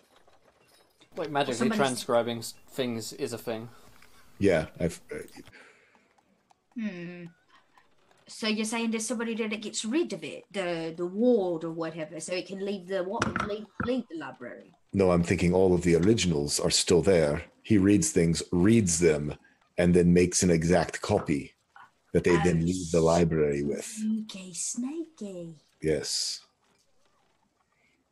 But I am only guessing. He seemed to say something about that he read all the books, and then he gave them to them.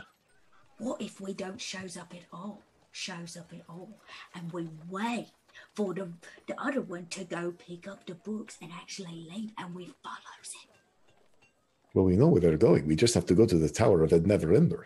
Yes, but you know there's got to be some secret freaking entrance or a porthole that takes you up to the top. Nobody's going to just walk in the front door. It's well guarded, and everybody says that they haven't seen this guy in what, years? That is true. So he's hiding out somewhere, and if we just walks up to the front doors and knocks like we're coming for a dinner parties, he's going to go hide somewhere. So if we follow his little creepy kitty cat friend, then we might be able to get ourselves in. Versus being jumped at all. Like Farron said, we don't even have to go into the pit. Rufus, you're really getting good at this whole thing. I do, in fact, have the highest intelligence score of the group. As Rufus proclaims.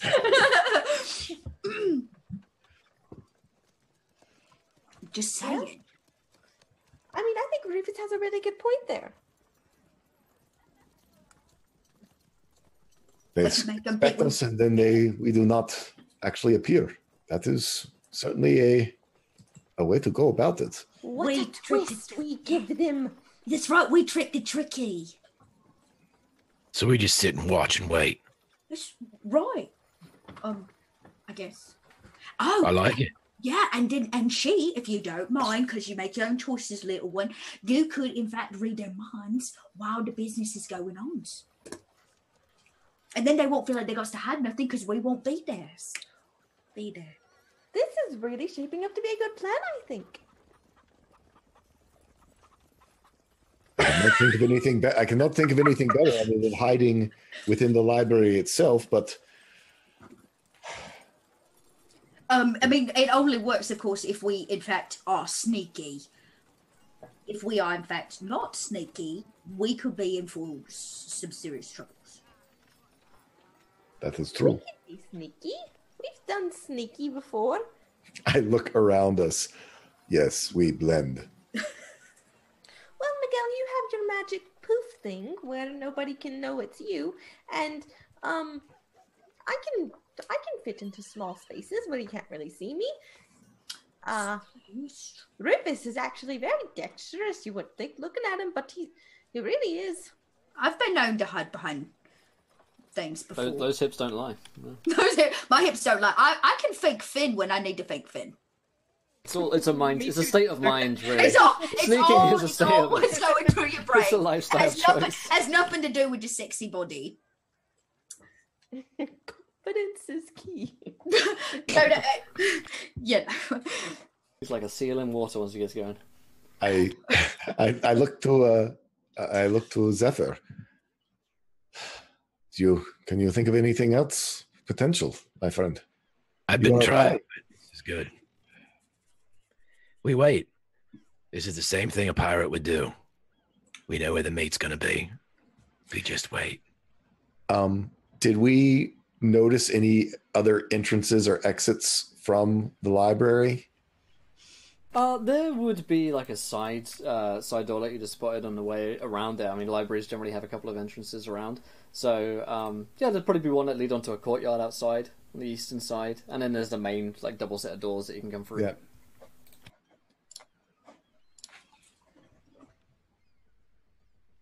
Is there an overlooking rooftop to maybe across the quad area or the square that would have roof access? Or not even roof access, would just have a flat roof in which to perch?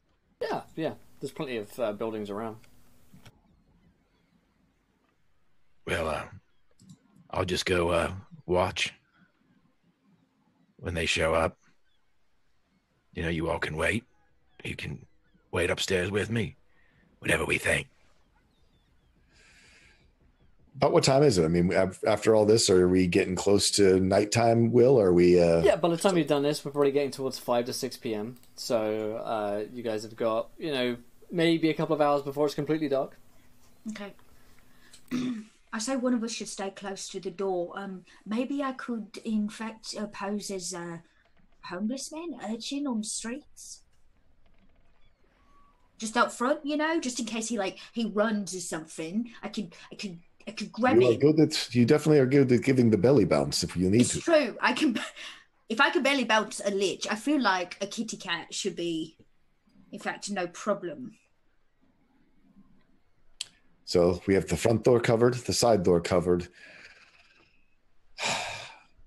There's a part of me that feels that one of us should perhaps maybe even watch Neverember. How far away is Neverember Tower from here? Other shot of town, really. I don't want to split the party that far. It was just, if for some reason, if it was close enough, that'd make sense that if we somehow missed them, that we could catch them again. You know what? Oh, can I look around to see if there are any SOAR entrances close by, as we know that these groups have been using the SOARs? There are sewer entrances everywhere around. Yeah, you can definitely spot them. I mean, the city is pretty much riddled with sewers, so you can definitely spot a few around here. But then maybe that's not unusual. Yeah, if there was one like really close to the side or one close to the something that would seem to be really convenient. Oh, I should call it Indiana Jones, and it's actually inside the library. But no, it's it's just through this one here as the stamp goes down. Yeah. Howard is like years as the stamp goes down. That'd be amazing. So I mean, if it could be any of them, there's only 4 of us, so sure. I think we probably should say 2 and 2 then. Farron, do you want to, with your range, do you want to give backup to Rufus, just in case he gets into trouble? You could be a sniper, so to speak. Yes. Especially since now you are shooting so much faster since our boat trip. Yeah, and now I can play with my new fancy bow and arrow, the longbow that I got. Yes, I can't wait. Part of me hopes something goes a little bit wrong, so I get to shoot someone with this, because I haven't even got to play with it at all yet. So yes, so maybe you find some place at range so you could shoot the front door, and I can join Zephyr on the roof. Well, the little one should be inside so she can hear their thoughts. Ooh, I don't think. How far? By herself? No, definitely not a good idea. I look at her. How far can you be to read these thoughts? Kind of got to be in the same room as someone. So, 10, 15 feet away. It gets foggy the further away I am. That's why I like to have some kind of physical contact with someone, like holding their hand. Makes it a lot easier. Right. Oh, right. She held out all of our hands, didn't she? Yeah. And the room we were in with He Reads Things wasn't like a 2-story thing where there's an upper balcony or anything. It was just a regular room. No, yeah. It is part of the Grand Library itself, so you'd have to be you could probably hide away on the top of one of the bookshelves that are pretty big, but you wouldn't be able to move around there.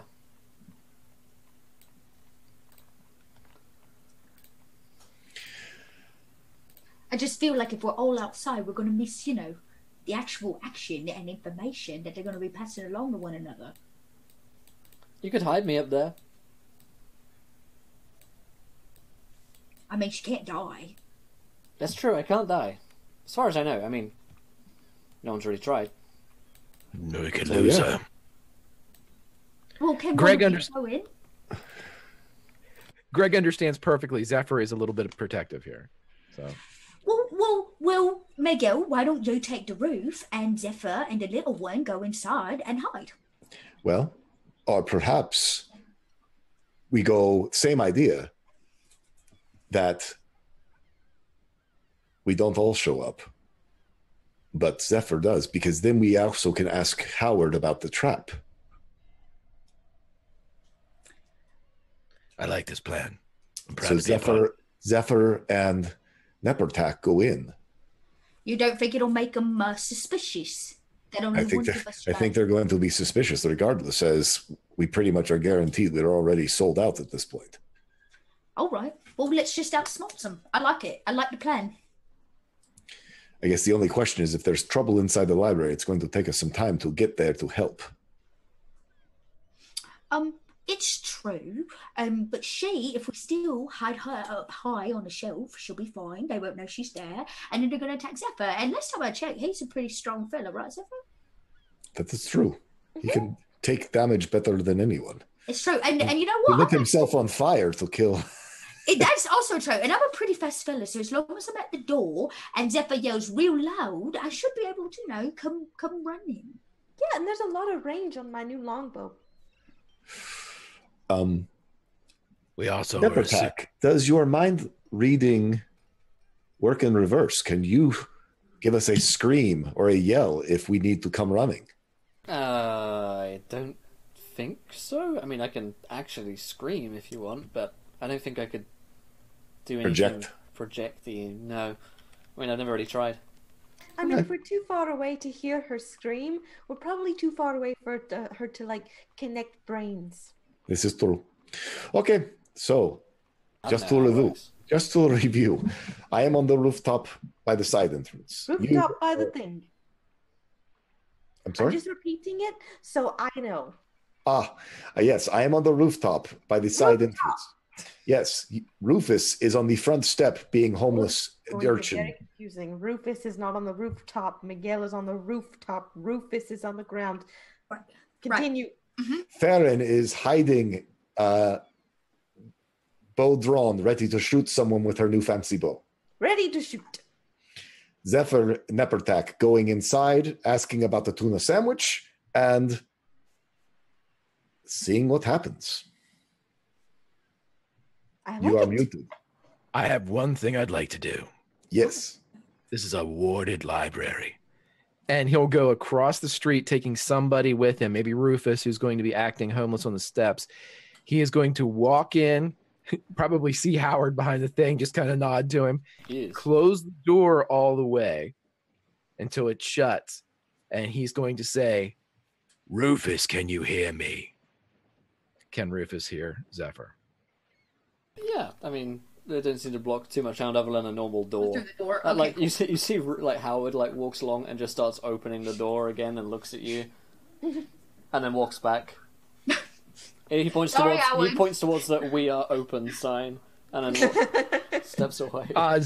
Zephyr will look at him, point to the sign, and he goes, "Yes." Then he walks out. Well, this seems pretty foolproof. Sounds good to me. Shall we? You guys want to wait? You want to, press escape, fast forward a couple of hours, and just wait it out, brew some potions? Cool. Yeah. Alrighty. So at that point, let's go to our Tomb Insight for the day.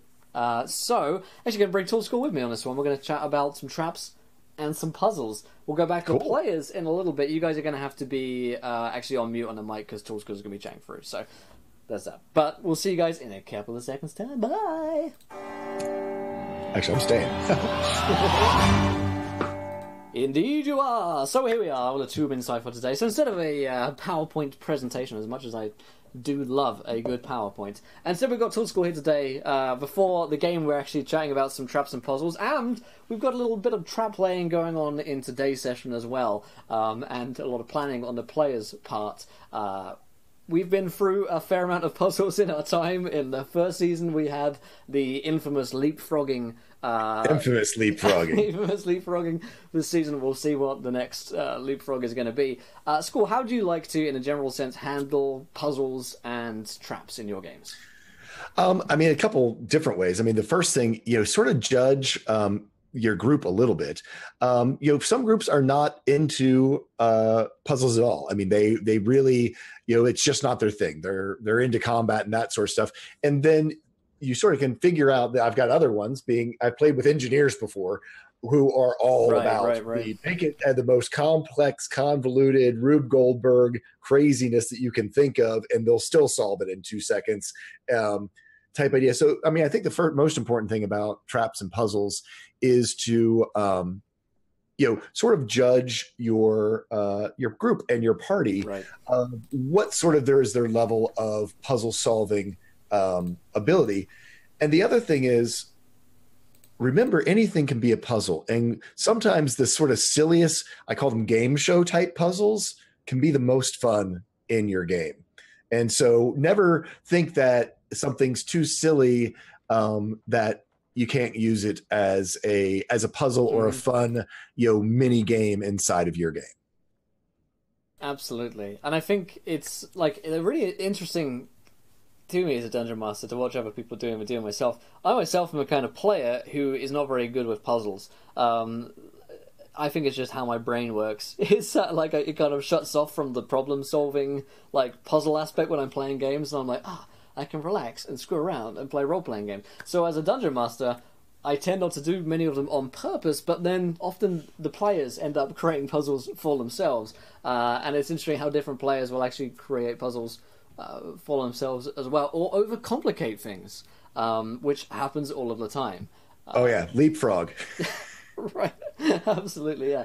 They're really interesting to get right and pitch them right as well, because I think as a dungeon master it's very easy to kind of like hold the hand of a player or a group and just give them the answers without too much of a challenge, and at the same time it's pretty easy to give them not enough to the point where everyone gets a little frustrated, or you end up feeling like you're just being an idiot. Yeah. No, and it's easy to happen both directions. One of the big things I always try to do, try to be sure to go with common knowledge. I just had a puzzle in my game I recently did that used outside of the area where the puzzle was, there was a prism that the sunlight was hitting, and there were 7 numbers along there. Mm-hmm. And it was based off the rainbow, Roy G. Biv type idea. Right. But that's something most everyone kind of knows, is that you can even go as far as being like, it looks like the cover of the Dark Side of the Moon, album type idea. So you can do some quick little science-y type things that are kind of general knowledge. I mean, I've had other ones, numbers. A lot of people will catch on to number ones, but there's also people who will look at a series of numbers that you're supposed to put it together. That can just get confused by it. Right. So you want to try to pull from things that almost are like everyday life ideas. I mean, things like a combination lock. That's something that most everyone's familiar with from having a locker at school. Okay, rotate this thing into place. Big tropey things from television shows or stuff. I mean, I used basically a thing like from Stargate. Rotate the wheel, match up the symbols. That type of an idea works. Those like puzzle game TV shows are probably quite a good one to watch as well. Yeah, the maze sort of shows. Yeah, that's a good idea actually. I like that. Oh yeah, no, I mean, I love. I've done like the license plate ones, like where it's where you basically have to say the word to figure out what the license plate says. It's spelled out phonetically. I mean, there used to be a game show here in the States that was that way. Right. That figure out what the common phrase was. I've done Wheel of Fortune before, where that there's certain that it's a spell or an incantation and there's letters missing. and that people have to Gotcha. figure it out like a Wheel of Fortune puzzle, common puzzle. I've done rhyming before. Rhyming is always a fun one, and actually is one that usually people will get into a lot more of, figure out the correct rhyming combination. Yeah, and that's fun as well, actually. Because there's a lot can go into that. And here's a question though: how much do you leave up to the player, and how much do you leave to skill checks, what the character would know? That's where, it's interesting. Actually, I bumped into that today as well. I had a player who figured out the puzzle spot on. But her character would never think that way. And she was like, she goes, I've got it, but there's no way my character would have put this together. And so, there you sort of go on the play onto the character, how the player wants to play their character. I mean, I sort of said, generally, I said, hey, this is a puzzle for you guys as players as well. Don't feel as though because you have a character that has a low wisdom or a low intelligence or doesn't have, would never put these pieces together, that as a player, you are not included with this. Feel free to discuss as a player if you feel comfortable with it. She actually didn't. She was like, I want, I think everyone else can get there. And so she let the other players get there, and they did get there eventually. I would also say if you're hard stuck, I did a skill check where, I did a skill check where someone failing did the, trip and fall and trigger the first piece. Right. Okay, I like that. Give them a hint through either the making or failing of a skill check to give them a hint instead of just going, I'm the DM and here's a hint. Yeah, I think that's like a mechanic that is sometimes used in like video game puzzles as well. If you spend 10 minutes looking at something, sometimes the game helps you out a little bit. It's like, there's a clue here, or the character says something which is, what's that strange stone? Yeah, I think that's a good idea as well. And how much do you rely upon there being one answer with a puzzle? Do you allow for, players make up a new idea and they're like, oh, it's this straight away? Or do you run with, actually, we're going to go with the answer that is, correct?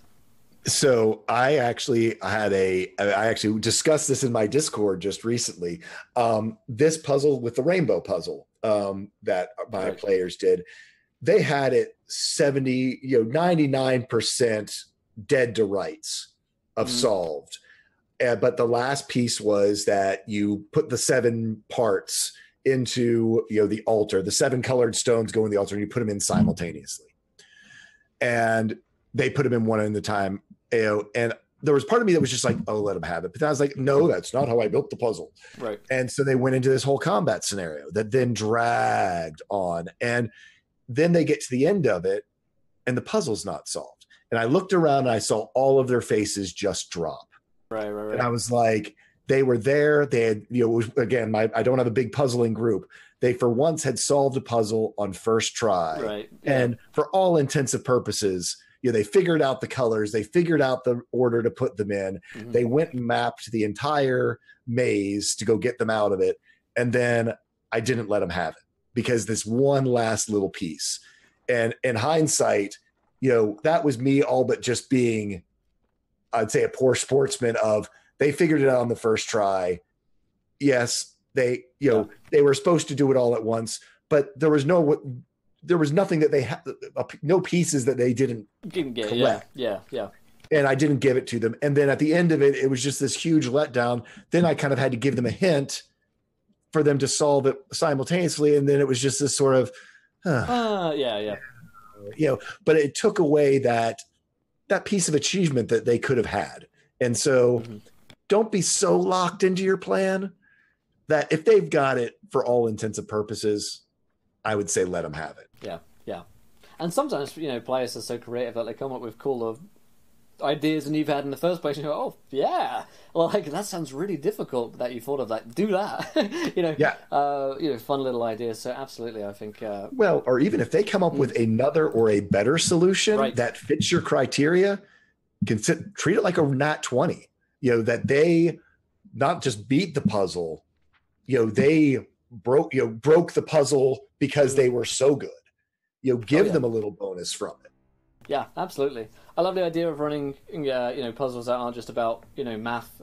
Someone sent me, I did say that a DM who ran a Sudoku-based puzzle, and it was not too much fun. Whereas I like the idea of like the word stuff and the visual images. I've seen them done as well with different puzzles, with different sort of like symbols that you have to put together and match up or find the right path through.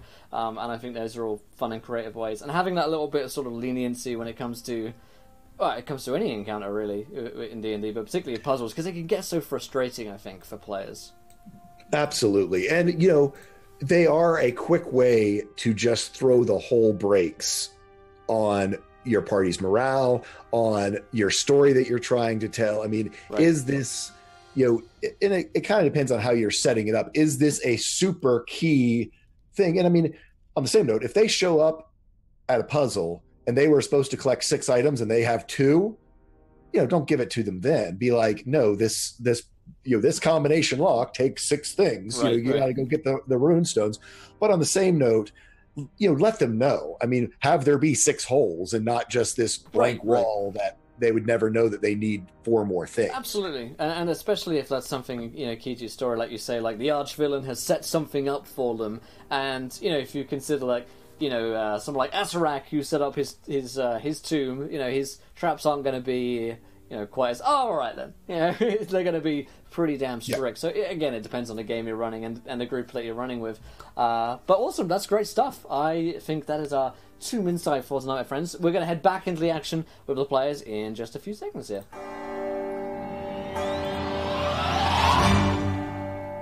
And we're back with the full cast and crew of Learn by Play for our second innings. So you guys are waiting out the night outside the Temple of Neverwinter. Not a temple, it's a library, but I guess for he reads things, it probably is a kind of temple. You're staking out the place, and you're waiting for Soprano and his thugs from the Zentarim to arrive. We've got Rufus, not on a rooftop, but homeless outside as a person, fishing for any kind of money they can get. We've got Farron ready to shoot somewhere nearby as well with her long-range, vicious longbow. We've got Zephyr and Nepatak going inside to talk about tuna sandwiches, and we've got Miguel on the rooftop ready to rock and roll. So, it's nightfall. We fast forward to about 8 or 9 p.m. now that it's dark out and less people are going to and from the library. It's quietened down quite a lot, and the only lights inside are those from avid readers staying up late or students studying for exams. Howard is ever visible at the desk, and Rufus, you will watch as a bunch of people have come by throughout the night. Why don't you run me a perception check to see if any of them particularly take your eye? Can I roll with them since Sure. I'm like hiding and Yeah. staring at this? That's good. I'm coming. For some reason, my laptop scrolly thing is not working. 20. Oh, there it goes. Nice. Nice. Ooh, very nice. 17 and a 20. 17 and a 20, Sure. yeah. You guys are outside watching. And Miguel, just to clarify, are you inside on a roof?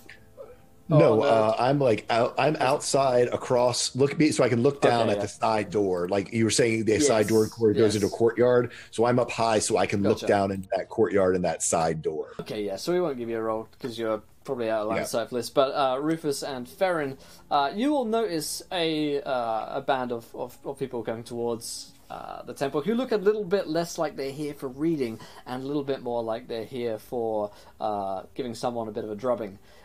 There is one gentleman in the lead who looks to be more like a noble, wearing a nice outfit, basically a tux, black that is adorning himself right now, not visibly armed. Behind him are 2 heavies who would look to be some kind of ogre-ish / half-orc looking people. They're very large. They're probably about 7 feet and burlier, if not as burly as Rufus.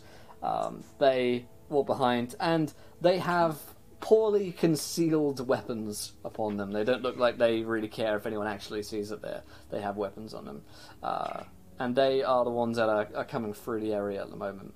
So there's 3 of them? 3 of them in total. 1 who you'd assume to be a noble, 2 assumed to be bodyguards. Okay. Do they walk right past me, like on the street? They are walking past you and towards the library, yeah. I just kind of hold up my cup and, with my hood up, a cup for the poor. The gentleman looks down at you, like a foppish bit of black hair. No. Walks past. That was mean. The bush whispers. Yeah. You made the plants angry. He walks past you and into the library. I lean over to the bush. I didn't say a cat. Me neither. But he seemed like kind of a bad guy. And bad guys are who we're looking for, right? We're just gonna go. Look the part. And I just kind of like shimmy closer to the door to make sure that I can keep an ear as close as possible. Okay. So, after a little while, presumably you give a signal to Zephyr and Nepatak to go inside. Oh, yeah, I mean, I thought they were already in. Yeah. Are you guys already inside? Oh, yeah, we could, whatever would work. Yeah, I was thinking that he's going to want to wait until the appropriate time just so he can ask Howard if there's the... Yeah, that's what I was thinking. Right, as well, but weren't we putting Nepertak like hiding up in the books? Was that the idea? Yoko, Or was no? Nepatak already there, or is she with you, Greg? You probably kept her with you, We right? can just say, we can just say Zephyr and Nepatak are already in there. Yeah. Okay. Will, one thing that I would like to do, since I have a little bit of extra time, when he comes in and sees Howard again, I'm assuming there's like a stack of books that probably need to be put back into their places as people would come up. He's going to grab one of the books, Zephyr, and he's going to hold it and look at Howard and say, Is it bad if somebody takes this off the premises? Yes. Good. he takes two. And Okay. kind of just puts him in his, carries him with him. All right, you go back to your hiding place with Nepatak up on the library, bookshelf. You're in hiding, right, Zephyr, as you go back with Nepatak? Yeah, he's just gonna, be a reader until such time as it would become, the meeting with he reads things, and then he will, keep his cowl up. Just like you said, there were some late night readers there. He's going to read, which for Zephyr means sleep. You can run me a stealth check, yeah. Sure. How's a 20? Nice. Dirty 20. So, you watch in wait, have a little kip, and until around the time that you hear some boots headed towards the area, let you know he reads things to be in. Are you dropping eaves on this conversation? Yeah, he will for just a little bit until the appropriate time has passed to see, and before they could kind of set up anything, he would kind of arrive to see about the presumed meet. Also, Will, one other thing, is the side door relatively close to where they are? Like, is it like the far wall, or are they close to that side entrance? Not such. They're pretty much in the middle of this place right now. So it will call it 100 feet away to any door. Sure. Okay, so does this library have windows to allow natural light in for the readers to read by? Yes, they are, but you would also notice by this point that they are rewarded as well, presumably so they don't break? You don't know. Okay. At this point, as you go to you kind of meet and you swerve around in order to be there with, he reads things. He looks at you for a moment as the two ogre-like thugs approach, and the man who you assume to be Soprano. He says, you're here already? Okay, well, he's a me to just play things cool, okay? I'm the demon guy who don't talk about demons, right? That's my kind of thing, alright? All right.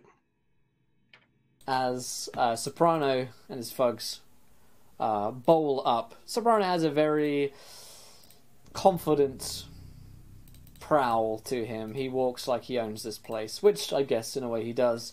And he swaggers up to he reads things and says, "All right then. So, what you got for me?" and he reads things, looks towards you, and says, this is a guy who came along, he wants to take no books, wants to set up a meeting with you, and it's just some guy who kind of walked by in front and take out my eyeballs, so I figured I better talk to you about it, And he says, oh, really? Is that so? You're threatened to take out his eyeballs, have you? Looks towards you, Zephyr. So who the hell are you, my friend? I never threatened to take out his eyeballs. He must have inferred something by my mere presence. But I was just here to see if there was a way. You seem to be a man of means, a man of power and stature. Perhaps you know the whereabouts of Lord Neverember. Well, perhaps I do, son. Perhaps I do. But what would I go tell you that for? I don't even know you. I don't even know you from Adam. Nicely. And I don't even know a guy called Adam. So, you know what I'm saying? You seem to be a businessman, one that likes to trade in knowledge, which is the finest of commodities. I would call myself more of a performer than a businessman, but I suppose so, yes. Performer? Hell. Perhaps then we could pay you for your time. All we require is a visit into the audience of Lord Neverember. Oh, now, what would you want that for then? What have you got to talk to him about? See how he is. Oh, I'm concerned. Oh, don't be. He's all right, he is. So, hopefully that's enough.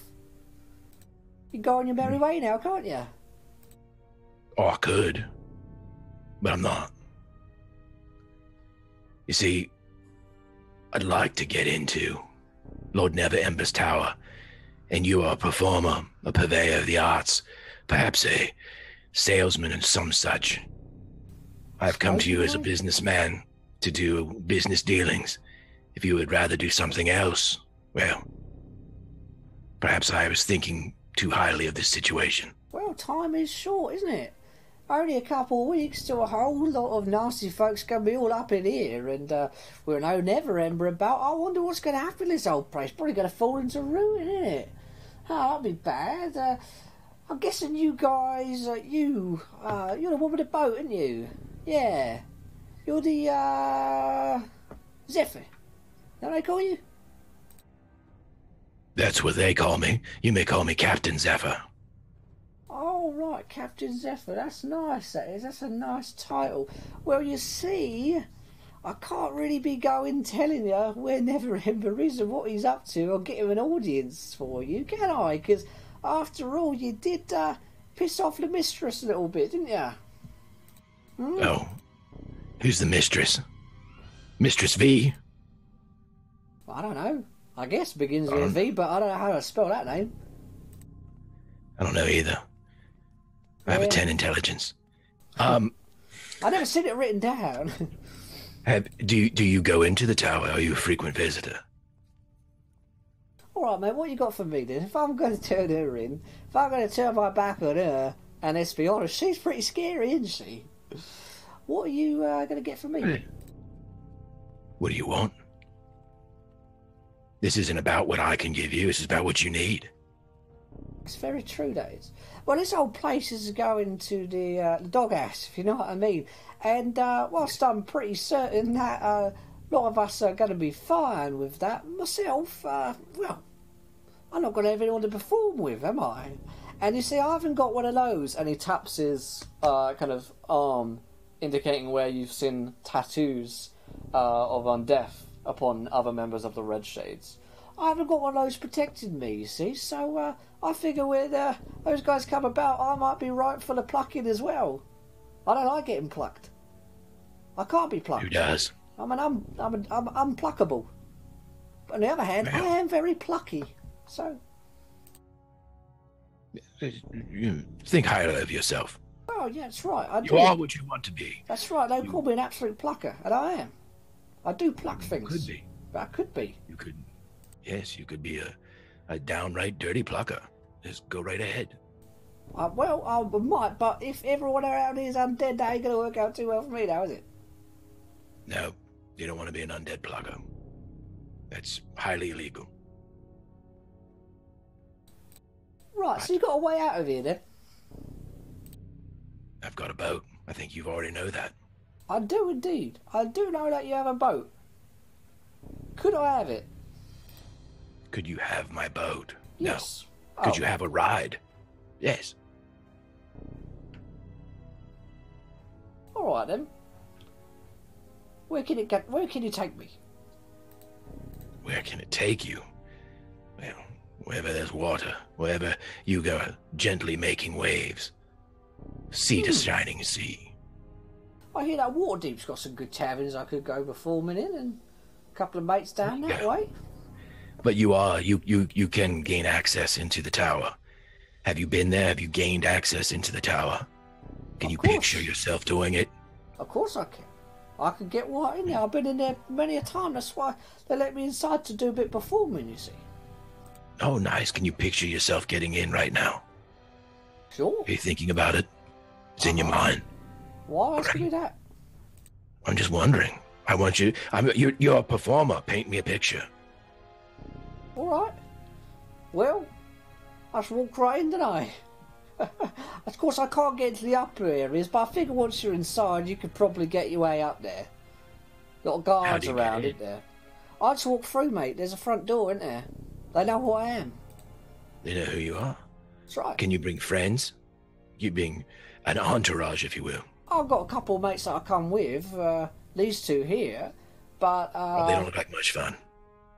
No, and he kind of leans in. They've got one of those, and he kind of taps his arm like one of those tattoos. So if you want to be there, you might have to. You know what I'm saying? I have to. I can do that. Yeah, you can. Yeah. All right. Sure. I can leave him here for a minute if you want. Well, I tell you what, you can. I could give them each a book. You guys could walk outside. Could do that. Why would you do that though? Not allowed to take books out of here. Oh, I see. Do they know that? I don't know. Do you guys know? Can you guys take books out of here? And they kind of like shrug. I don't think they know. Well, these are the two books that you need to take to Lord Neverember. And he hands one to one of them and hands one to the other. Okay, so close. What are these books about? Demonology or something. Oh, really? I think by way of geography. Okay. Well, I'll make sure they get to Neverember then. He doesn't look like he's quite on board with this ruse just yet. Well, I tell you what, we'll come with you. You know, he doesn't really understand it. We're just gonna walk out of the library. All right. You have your new entourage. These two gentlemen. All right, yeah. We'll go to the tower, and from there we will listen to some good music or whatever it is you do to perform. Oh, it's not that. And then we will. Yeah, there we go. All right, then let's go. Just go to the tower. I mean, right now might not be a great time to go, but we could try. Let's try. All right, sure. Fortune favors the brave. Deal's a deal, isn't it? Now, when's about can I get on that boat?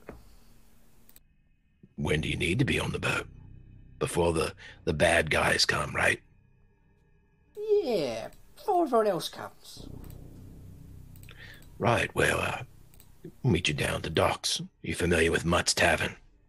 Oh, I am. Yes, I am. We'll meet you there. Interesting place, that, isn't it? It is. It seems to be very regenerative.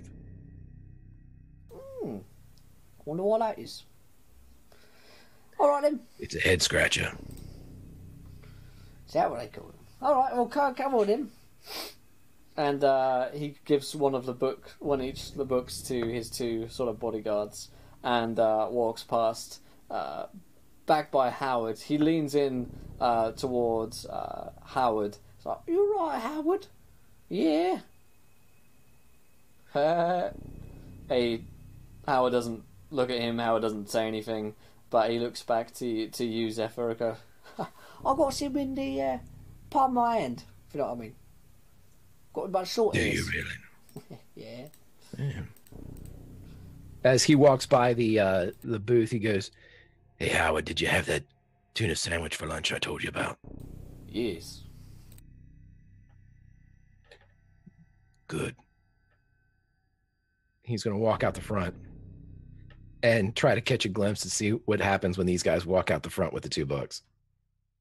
So, as you step out of the front, you will see that the two kind of brutes with the books begin to burn red hot in their hands.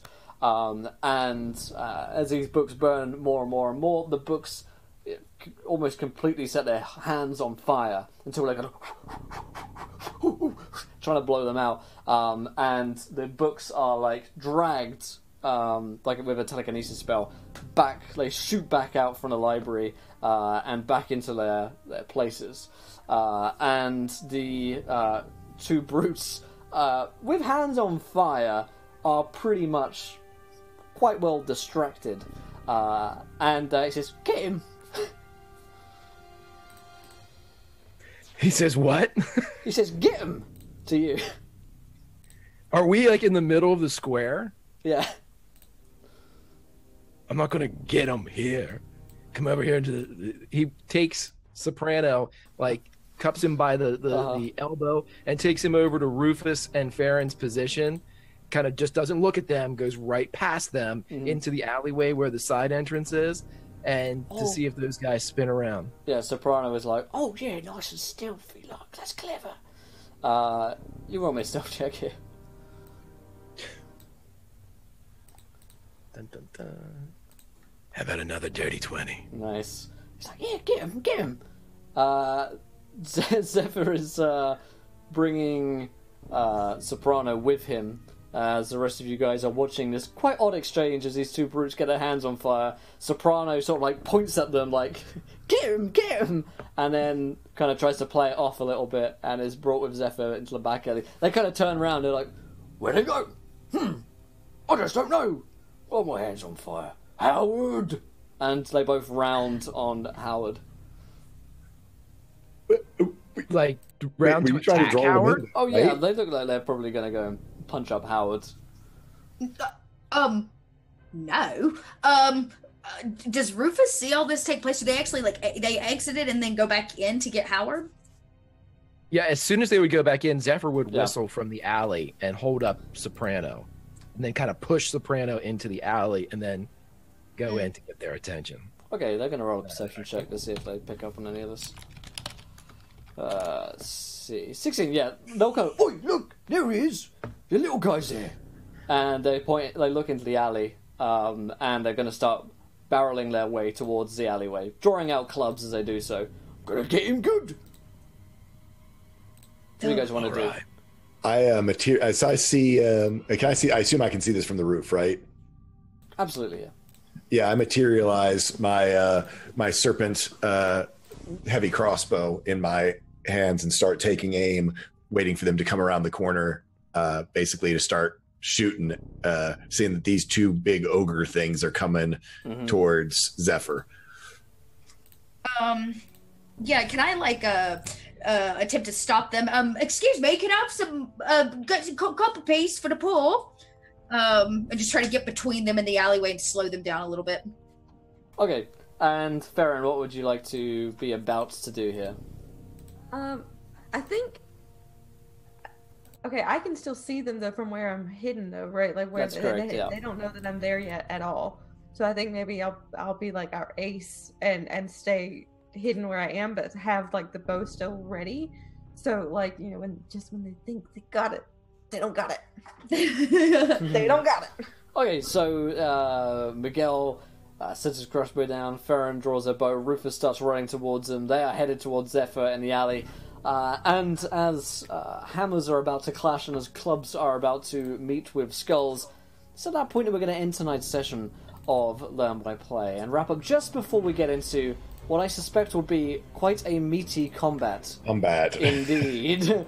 Which I suspect might run a little longer than we have time for tonight. So we're going to call it just a tad earlier than usual today. Oh my goodness. But next week we're going to have a nice little fight to kick things off and get right into the action. So lots of good planning tonight, lots of fun with the traps, the puzzles, and all of the shenanigans that you guys are getting yourselves up to in Neverwinter. It is probably only a matter of time before some kind of bounty is set on all of yours heads, if it hasn't yet been. But nonetheless, I'm sure Mutt will be there to protect you if and when that happens. But thank you guys for watching here. You guys have been an awesome audience as per usual. And stick around in a little bit. The Heroes Graveyard is coming on, so fear not, more D&D action is coming your way in about 30 minutes time. But let's go around the cast and crew. Did we enjoy ourselves? Where can we find you guys online? If you guys enjoyed the show, of course, you can go and follow us over at Encounter Roleplay on Twitch. I'll say a little hey, howdy here in chat. If you guys want to follow us, you can go to that Twitch link there. Drop us a follow and enjoy daily D&D, Call of Cthulhu, City of Mist, what else do we play? Warhammer, there's a bunch of games, Star Wars as well. Come over and you'll have a good time with us. But let's go around the cast and crew. Let's start with Tall Squall. What do you think about tonight's show, Tall Squall?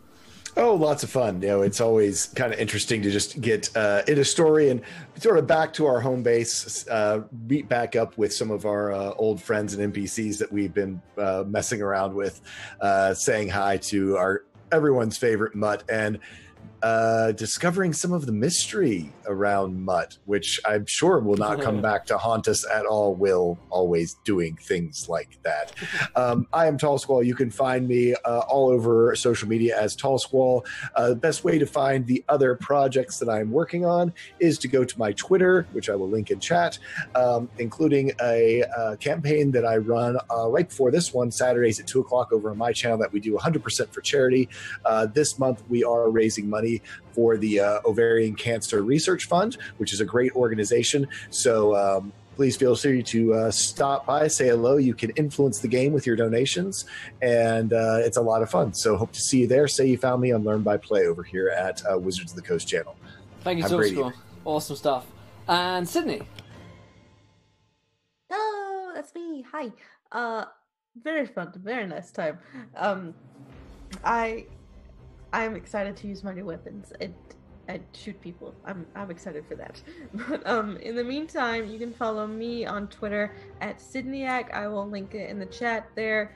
You can find pretty much everything else that I do on Twitter. I DM for a podcast called Wonder Quest. You can follow that on Twitter over there. And I'm a player in another podcast called Turncloaks. I'll link it as well. A lot of D&D stuff happening. You can see me do all the D&D things. Thank you. Okay, bye. Thank you, Sydney. And Greg.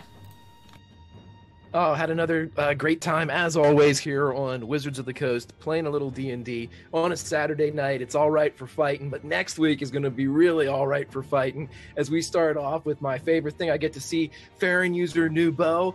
I get to break out the hammer, hopefully break a couple ogre guys. It's going to be fun. Can't wait.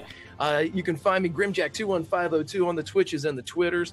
I do a bunch of stuff over on Encounter Roleplay of the Cthulhu variety. I do some stuff on my own channel, and just launched a Firefly RPG yesterday. So come around, step by, and have some fun. But until next week, stay frosty. Thank you, Greg. And last but not least, Chelsea. Yes, of course. I always have a blast over here on, Wizards of the Coast channel, where we roll dice, play D&D, RP shenanigans, which is everything I live for. Sid dropped my link. You can always find all my information over on my Twitter, which is where I keep my schedule and most active. Lots of things. I'm parts of podcasts. I play on like 4 different channels, and I'm getting ready to launch next weekend, actually, some homebrew D&D over on my own channel. So check it out. Follow me there. You'll get all the updates. And actually, Greg will be joining us for that. Great stuff. Can't wait. Thank you guys for watching once again. Thank you to Wizards of the Coast for letting us put on this production each week for you. 6 p.m. Eastern is where you can find us for Learn by Play. Just under 20 minutes time, under 30 minutes time rather, you've got Heroes Graveyard starting back up here. So look forward to that. And thank you guys for watching once more. Until next time, try not to troll too many net ones, because we want to be laughing when you do. Good night, everybody. Bye.